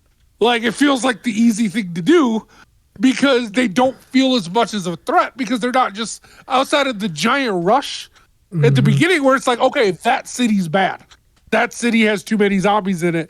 Stay out of that city. Like, I feel like there's a way to lure the zombies all into one location, especially because they feel the vibration things. Lure them all into one location and then just block that city off with like bricks and everything. Lure them in, close the door, and then boom, no more zombies. You ain't got to worry about it. No more. And then it's like problem solved. Like, it doesn't feel like that looming of a threat. So hopefully in the next one, they fix that. Like, I should feel like it didn't feel like there was a need for one of them to stay up at night to keep watch. To me, like, it's just like, just go to bed. Like, just go to sleep, wake up in the morning, you're fine. So it's interesting you say that because I knew in this last episode there was not going to be any zombies really, mainly because when I looked at it, it was 45 minutes, I think. And in my head, I'm like, out of everything they've been cutting out, at the last minute, I think they probably cut it out again. And I was correct. They did. But you seeing it from the other view, you're seeing that it doesn't look like there's that many zombies. It goes back to what I've been saying this whole time. They've been cutting it out. Like, and if you're playing the game, each and every part, there's still a lot of zombies. They just been cutting it out of the show. So in the show, for some reason, it's just not there. And that was the whole problem. Because if you really look at it, Clickers and Bloater had one showing, period, and never showed back up. But Clickers never showed up after that episode either. That was the last time you seen the Clickers, which was episode 5. There one? Was that a clicker with the Riley? That was a stalker. So it was stalker. In between stage. It was an in between stage. The clicker was in like what, episode 2? 1? Episode 2, I think, right? It was 2. Episode 2. Because that's what I'm saying is in this show, like, when Joel got stabbed and then Ellie had to find the house and they just ran into this town and she just kind of broke into a house and got him into the basement. Yeah. There were no zombies in that entire town. Like, the other people were able to run freely in, check house to house. Ellie was running and trying to get away. They were able to capture and kidnap her. They were able to have a talk in the woods. And I chalked it up to, like, zombies can't handle snow. Because if their bodies are breaking apart, right, they can't trudge through snow. It was kind of alluded to that with The Walking Dead, because they never did Walking Dead in the snow a little bit. I kind of thought about that. However, these are not zombies, they're plant zombies. So these plants can't handle the cold? In which case, move to Alaska. Everybody get to Alaska. It's always cold. Just get to the North Pole and you're safe now. I don't know. It just, it didn't feel like, I felt like it should be feeling like every time they turn a corner, there could be a zombie. There doesn't need to be, but it should feel that way. To me, it feels like that's the last thing they got to worry about. Yeah, it was kind of interesting if you really think about episode 8.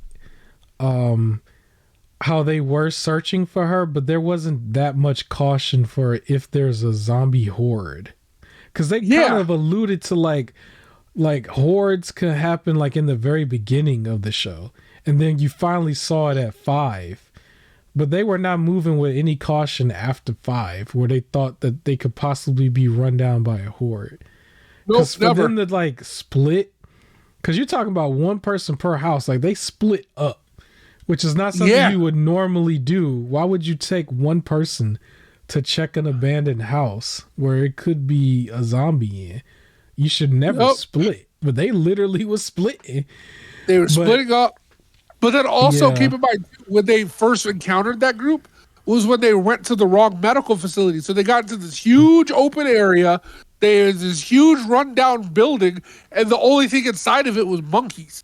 And then they ran into people. They didn't run into zombies. Like they ran into... In fact, the zombie that appears for the last episode bit Ellie's mom, right? In the past. In the past.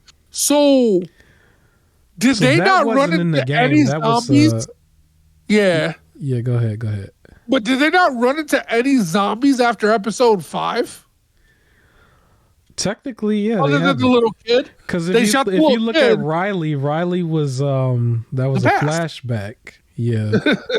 So, yeah, technically that was it. Technically, that's which doesn't make sense if you played the game. Yeah, there was still plenty more times. So in the game, before you got to the point where you get to the people that want to do surgery on Ellie, you fight or you have to try to sneak past 3 bloaters, a handful of clickers, and runners. And you're in an area where it's damp. Where it's just like all the way up to water is all the way up to your ankles. And they did that on purpose to minimize you throwing fire at them because they were very, very,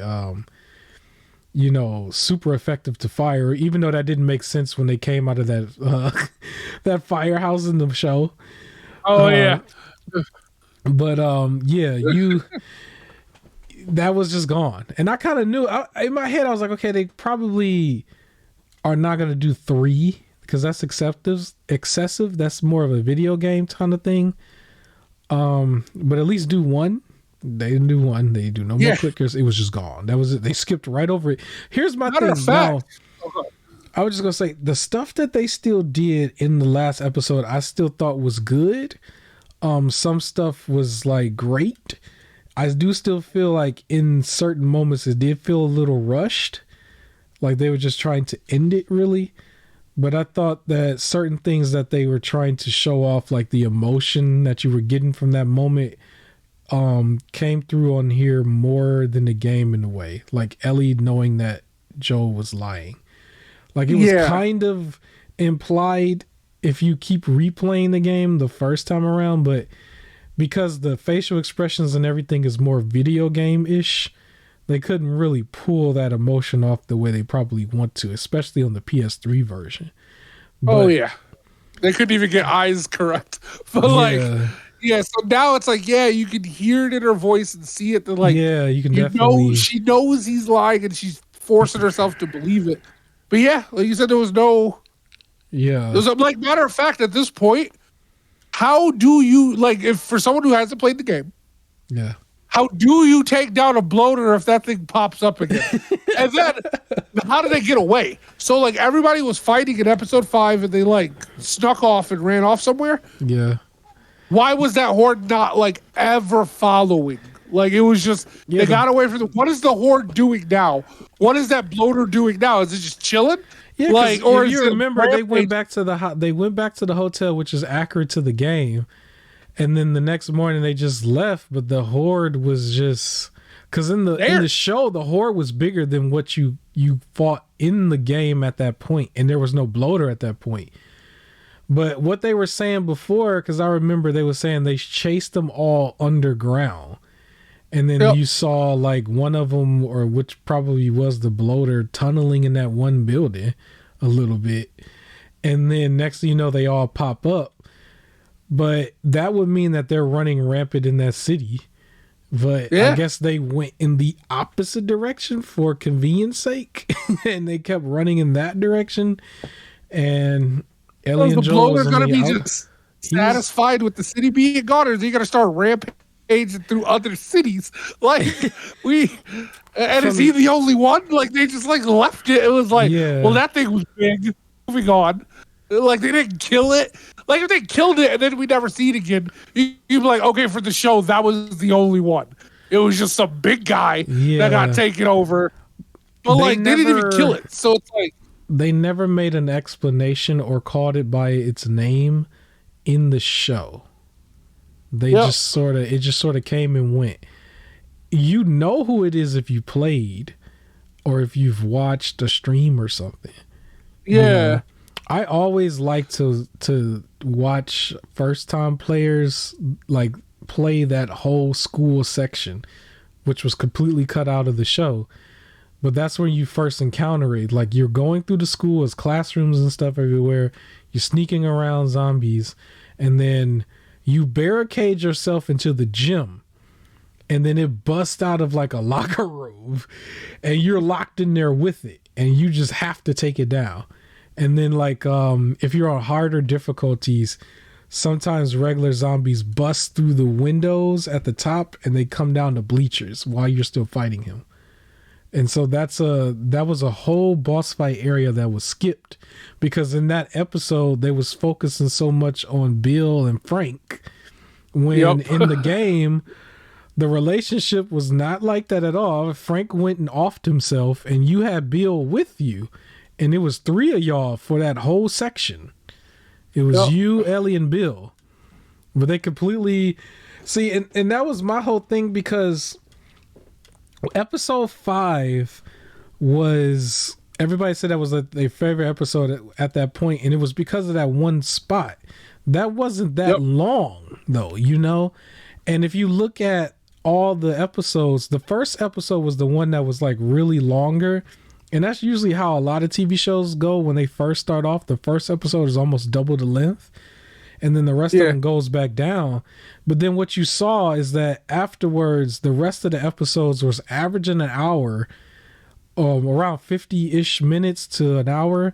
And then the last episode was 45 minutes. However, the Bill and Frank episode was just as long as the first episode. And I'm like, if you looked at the amount of action that was in episode 5, if they had added just that little amount to the rest of the episodes, you wouldn't have gotten that sense of like the zombies are missing from the show. That's all they really needed to do. And the justification for it is like, well, you made the Bill Frank episode that long, so why didn't you make the rest of them that long and just put the action in there? Because there was plenty of times. There was a time where David and Ellie had to team up because they were being overthrown by zombies at one point, and a bloater showed up. Like, they couldn't beef. Well, actually, this was right before they did beef, but they had to fight them off. You know, and in the middle of them cutting stuff out to try to tell the story, they still added on the lady who was like mad at the black dude because he killed her brother. Completely fiction, completely made up. It was not in the story at all. Maybe it was applied in like dialogue, but we never saw her in the game. Basically, she was completely made up for the. She was made up for the show. Yeah, I liked her role, and I guess it was because they're always trying to reinforce your actions have consequences, because Last of Us 2. So that was supposed to be that, like, she's only doing this because the guy we were trying to support, the black guy, he still killed her brother. So it's just like, as much as you want to be like, oh, this is the guy trying to take care of his little brother, he still did something bad, and that's why she's after him. And then because of all the mess she caused, she got her just desserts as well with the big thing. Like, it was consequences. It was what they're trying to portray. But like for episode 3, it couldn't be shorter because they needed the strawberry scene, So like that needed to be there. It's just, I don't know. It doesn't feel. Another person, him. Whole town was like empty, and he just had a gate around like his house. Yeah, a horde would have took that down easily if they came up from the ground and that was cement. Like they could have easily crawled over that. But like, the bloater, especially. What gadget was going to take down the bloater? They got to have a nice life, eat rabbit, and like chilling and growing vegetables. Which, if everything's a fungus, why would you trust growing anything? Right? Yeah, it was for years. Yeah, it for years. They got to like a whole long, nice life, like a nice day, aged. And everything, like they got to have a nice chill life with just the two of them. Yeah, to the point where one of them, Frank, was begging for friends because it was going too long. Of just those, so it's just like zombies. It felt like the zombies were only there to make Ellie important, because we had to make her like immune to said virus, so people wouldn't turn into the zombies. But like past that, the threat was just people. Like it was just people. Which, I don't know, that kills it for me, because it's just, in my head, I'm like, work together. Just work together and everything's solved. Like, you can eliminate everything. Yeah. You can bring in a lot more food, right? Like, they always be like, oh, we have too many mouths to feed. That's not an issue if you have a lot of people able to do stuff. And they showed you could grow. You could grow vegetables and everything. So go get some seeds, cultivate and grow vegetables. Make a little biome so there's scientists who can make one, so you can grow them in the winter. Greenhouses exist for a reason. And you live somewhere where it's cold, because clearly no zombies can make it there. And you just chill. Like you can have movie nights for the kids. And like on and on, you just make a little community, and everybody lives peacefully and problems solved. Like it felt like the communities in their little pockets, even if you don't even want to live together, you can have separate pocket communities, problems solved, and the zombies were just not an issue. So it was like, did she need to? Like, is there that much of a threat that they need to find a cure? Doesn't seem like they need it, because every time he kept saying, we don't need to keep going, we can go back to, what's his brother's name? Tommy. Billy? Tommy was the brother. We can go back to Tommy right now.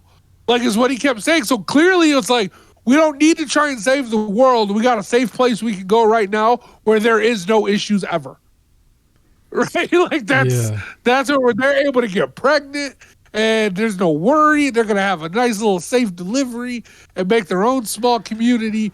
That's all they got to do. They got enough workers. If people can build a house in a day, they can fix up some of these other ones and everything, and everybody just live happy. Like, there is no threat, and you can just die peacefully. You ain't gonna die and turn into a zombie. Everybody just has like funerals. Burn them all. If they die, you burn the body. Problem solved. There was only like one nitpick that I did have from what I saw from oddly enough, right in the beginning when Ellie's mom was running and like about to give birth or whatever. Like there was a moment where she ran out of the woods and was going to the house. With oddly enough, it looked very similar to like ending part of Last of Us 2. But she went into the house, but if you notice, there's like this big long gap between cut grass and the forest. And by the time she had gotten to the house, like the zombies still didn't come through the forest part yet.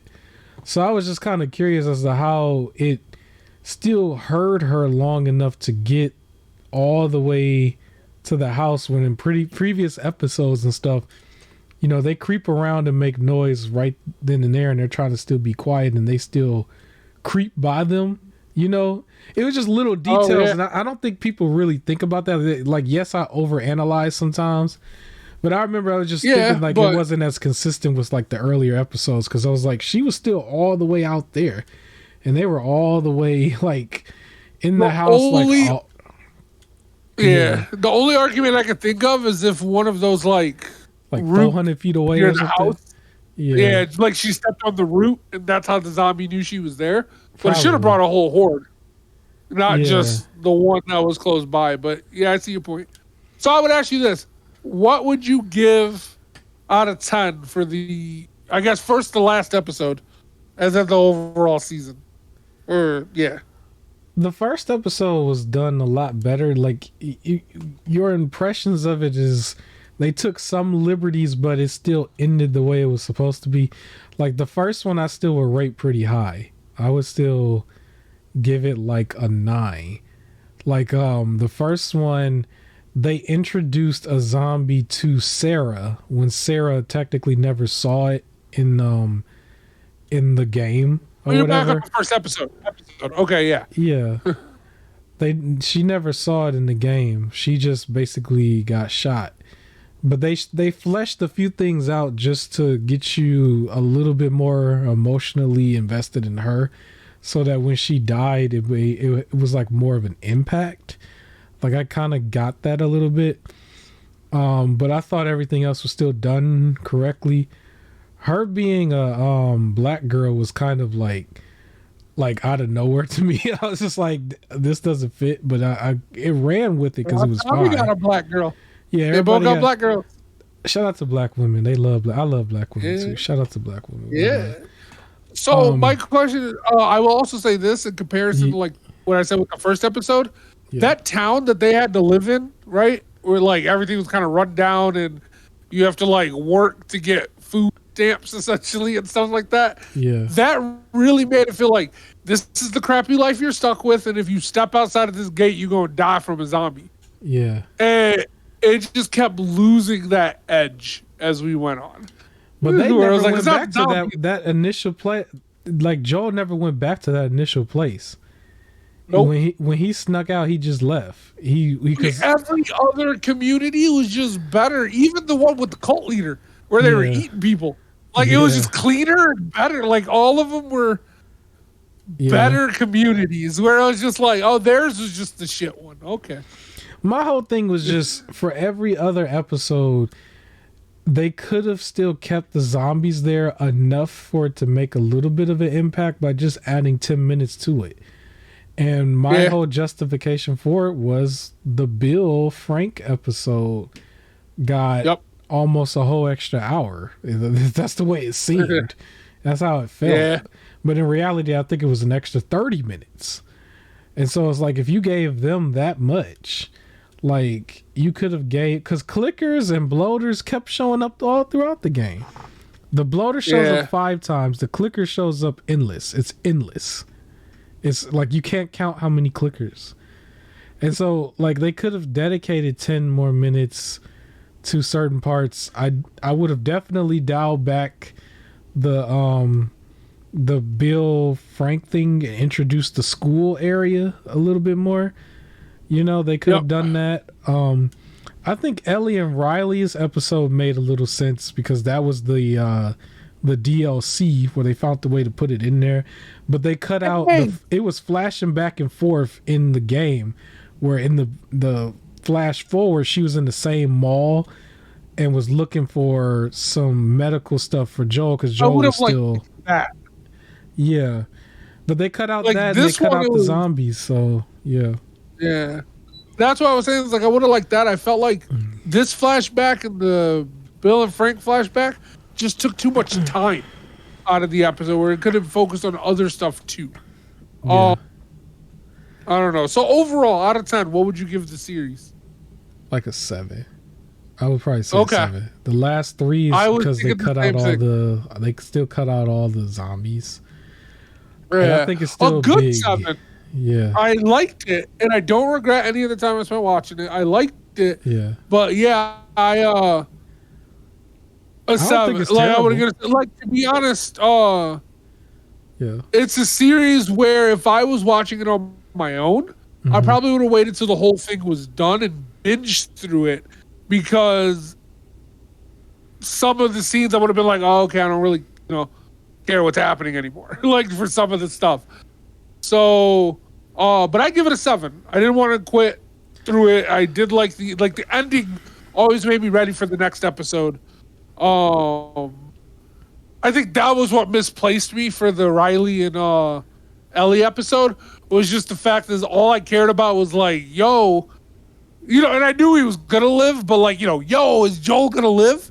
Like, and everything, and it just flashback, and it's like, no, like, what's happening to Joel? But yeah, 7 out of 10.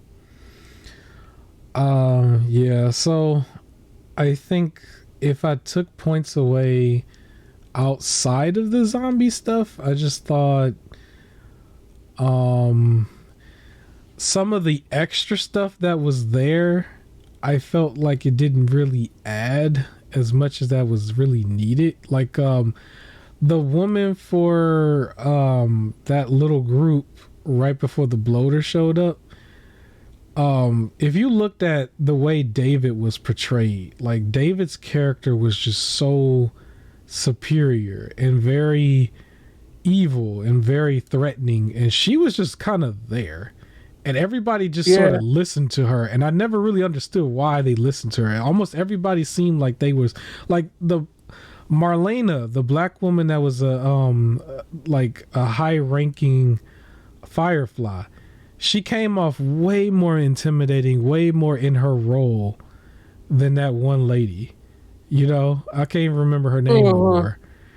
And she was just not really, there was no point to really have her outside of just trying to create a backstory for Sam, and which was really not needed. You didn't need it. All you just need to know is you just ran into this dude and he tried to leave just like you. That's it. You didn't need it. You didn't need it. And they could have spent more time like because when they were in that tunneling area, when they ran into zombies all the time, and you shot them, including clickers. And so all of that stuff was just being cut, though. That was the thing. Now, up in that point, it was a little bit more impactful when the bloater and those clickers came. And it was more impactful because you still went through a lot of episodes where you felt like they were not there. Like once you got to the Bill and Frank episode, it was just like screaming no zombies at all. Like it was just like yeah, you had zombies the episode before, but you would have forgotten about them by the time you got to the end of that episode, because they spent so much time on that love story element and completely cut out the game. The major plot points were still there, and they still executed them very well for what they did. There were just moments here and there where it seemed a little disjointed, where it was like they're just trying to do it and get through the parts where some of the acting just wasn't done as good. But I thought they did the ending where Ellie and Joel had a conversation before going to Tommy's place. I thought they did that very well. But I was just saying before that, I wanted to see all the zombies and everything. Here's the thing, though. If you're somebody who's coming from playing the games, it doesn't make me want to watch season 2, to be honest. But the one thing that I do want to watch it for is the Rat King. Similar to why I wanted to watch for the Bloater. I wanted to see the Bloater. Now I want to see the Rat King, but I have a feeling that they might just cut it all completely. Like you don't even... Maybe not. So the rumor that I'm hearing is The Last of Us Season 2 will not take place in just one season. Like it's going to be broken up into 2 seasons. So I think they're learning that they need to add more time to stuff. Probably also, HBO probably just didn't give them what they wanted.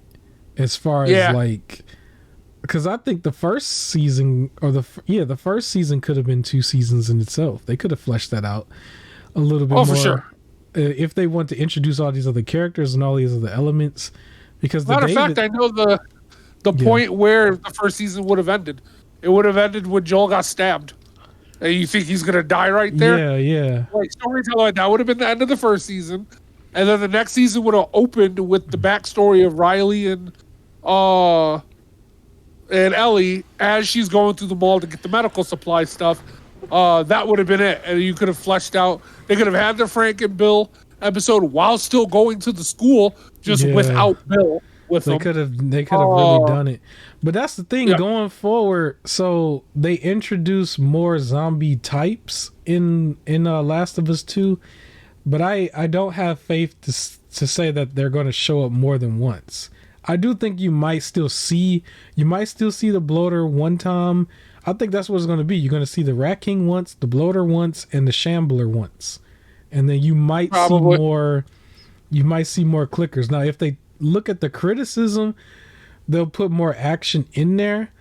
But the thing about it too is that it's still going to be heavily based on the story, and the story is the one thing that people are more divided on than anything. So I don't know how they save it for the show. But I will say the news also is that they're not going to replace Ellie unless she wants to leave. Yeah, she sounds like she wants to stay. She's the one saying... I'm sorry. Yeah, she says she wants to stay, but I think she also mentioned that season 2 will probably be at the end of 2024 or early 2025. So it's possible that they might start on this right away if that's the case. She's the right age, isn't she? She's like 19 or something like that. Like it's more about her height as well as like mainly her height. I don't know, and then like I guess how she would look doing more action stuff. Maybe they can do body doubles. For the action body stuff. doubles, she can work out a little bit, and then makeup, and then the way she carries herself. Right? Well, it depends on if they do the way same thing. Sure. If they do the opposite of what they did with the Orphan movie, they just make her taller. Yeah. if they got the money to do that, because I know it might cost a lot when you talk about just a season or 2. Yeah. Or make her wear stilts so she can be taller. I guess not everybody always like grows like that. Yeah. So I feel like it's just more of the way she carries herself and whatever little makeup they can do to make her look a little bit older. Yeah, I think will be enough. I think it'll work. They would have to do a whole lot of makeup for her tattoo because when she got in season 2, she had the tattoo to cover up the bite. So they would have to do that, and then she would have to cut her hair to be a shorter length and just be taller. That was the only other thing. So I think we can get away with it without the taller part. I think it'll be okay. Probably, but the only other thing is that they would have to try to show her doing some form of action where they strategically avoided it in the first show, right? But she has to do some form of like straight up hand-to-hand combat with some of them zombies. Yeah, but she has time to like train. That's just, muscle building. I think she'll be okay. She got to get in the gym so she can get taller. All right. Well, anyways. It's okay. I did find a quick fun fact. So the lady that we've been talking about, Kathleen was the character. The actress is Melanie something. But Kathleen was that one. Remember in the series she shot one clicker? Yeah. In that episode, turns out that clicker was played by her husband. So she You know, She they brought let her her get husband some to work. revenge. You know, she put a little emphasis. She put some Alan Baldwick on there a little bit. That's what she did. You're She horrible. She put some. But yeah. If they're going to do the season 2, and I will watch to see the Rat King. Even though that probably be really late, and it's a good possibility that they might not even show it. I don't know if I would want to cover, especially if it's 2 seasons, the like episode by episode here. Maybe the first one. I don't know if I would, because it's not as important to me, to be honest. I don't know. I mean, we can also just see by the time, like when we get there, if you know. Yeah, I'll probably we're itching to talk about it again. I'll probably still watch it right away, because I'll still have the whole week to watch like one episode. But I'm just saying, I don't know if I really want to play it or cover at the end of every podcast. You know, I don't know. Yeah. It depends. But yeah, 7 out of 10 for me as a show. Same. I'm fully expecting the second season to be like a 6 or a 5. I'll be honest. I'm fully expecting it. Yeah. Well, I heard there's some more changes coming. That's what I've been hearing. So. If they're doing rush jobs, they still got to find a way to not kill Joel in the first episode. I don't know. They got to figure that out. I think he's going to die at the end of the second season. I think they're going to put a bunch of stuff that he's going to die at the end of it. And then the third season. Yeah, they would have to take some sort of liberties, because at the same time, in the show, from what I was hearing on set and stuff, like HBO's guy is Pedro. So there's no way they're going to disrespect him the same way that they did Joel as a character. He has leverage himself. So I wouldn't be surprised if he found a way to keep himself there at least to like episode 4 or 5, like halfway through, like just how like Walking Dead was when they used to do like the mid-season thing. Like, I wouldn't be surprised if they fleshed it to that point and just created stuff in the middle. You know, I would also say, you know, we don't know how busy he is. He's gotten extra popular. Yeah, he's doing where stuff. People want him for a lot more movies, but he's also the Mandalorian. Yeah, and that's like a good Star Wars show. Like, come at me all you want. Yeah. That's the one that no one's complaining about. Like, that's the good one, and he has that. So. Well, I don't know. We'll see. I just think it might not be the first episode. It might be like episode 2 it'll be the first one. Or something. But I think it'll be the end of the season. Honestly, I think they're gonna fluff stuff out until the end of the season. They would have to definitely switch stuff around. You might get the version. See, remember when we had that conversation? We can say this and then wrap it up. Where they initially. Right before Game 2 leaked, they suspended it indefinitely, similar to like Suicide Squads, right? And we didn't really know why. And then next thing you know, it leaked, and then they were just like, okay, we're putting that release date back. It's just the next month over. We're just going to get it over with, because they leaked the whole thing. Yeah. It's possible that they probably at the last minute knew that their story was probably not as good as they probably wanted it to be, and wanted to make some last minute changes here and there, and just couldn't because of this disgruntled employee that like leaked everything basically. And I know like they was doing damage control before, if you remember. They was like, oh, it wasn't an employee, it was a hacker. But then all the leak stuff was literally coming from one person's stuff. And we was getting all this other information about how they was doing all this crunch culture stuff, and they weren't getting paid as much and stuff. And, and their whole senior team left, and it was only the junior team that was still there. It was all type of information that was coming out about that. Because it wasn't just like there were people upset about the story, but then there was a whole lot of stuff about the work environment as well. Yeah. Yep. And so I wouldn't be surprised if there was an alternate version of this story for the show that they're just going to just like do that was supposed to be what the game was going to be fixed to be. That's what I'm thinking. Because at the same time, they know no matter how much they tried to like play it off, with the award shows and everything. Like they know deep down, like this was not well received, like that second season. And it was clear as day when you were seeing things like the other games like selling a little bit more and that one didn't, and then it was always discounted more than the rest of them and stuff, and only the Game Awards really gave it its praise. And so I was like, at some point they would have to know, because this is also being portrayed to an HBO audience. You know, the people who swear by it, they also watched Game of Thrones and they crapped on Game of Thrones at the very end.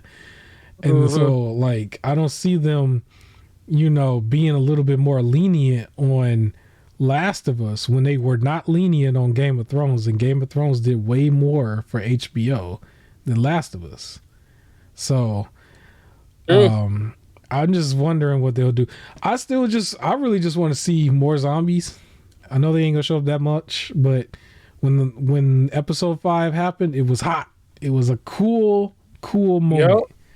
So yeah, I'll stick around, and definitely it doesn't need to be hordes for me. I just need to have like them sort of like almost. You should feel like they could be around any corner. That's where I'm at. Yeah. So it was like that in the games, and I do want to play part 3. It sounded like they were going to make a part 3, but it's just not going to come right away. So I will play part 3, the game as well. But I think that's as much as we really need. Is there anything else you want to say about this before we let it go? No, I said enough. All right, that's the end of it. We actually did go over time. I didn't think we was going to do it. I blame my co-host. Don't blame me. My bad. But we'll be back at it next week with even more content. And thanks for watching. Like, comment, share, subscribe. Have a wonderful, fantastic day. Screw the winter is over, and that's it. Peace.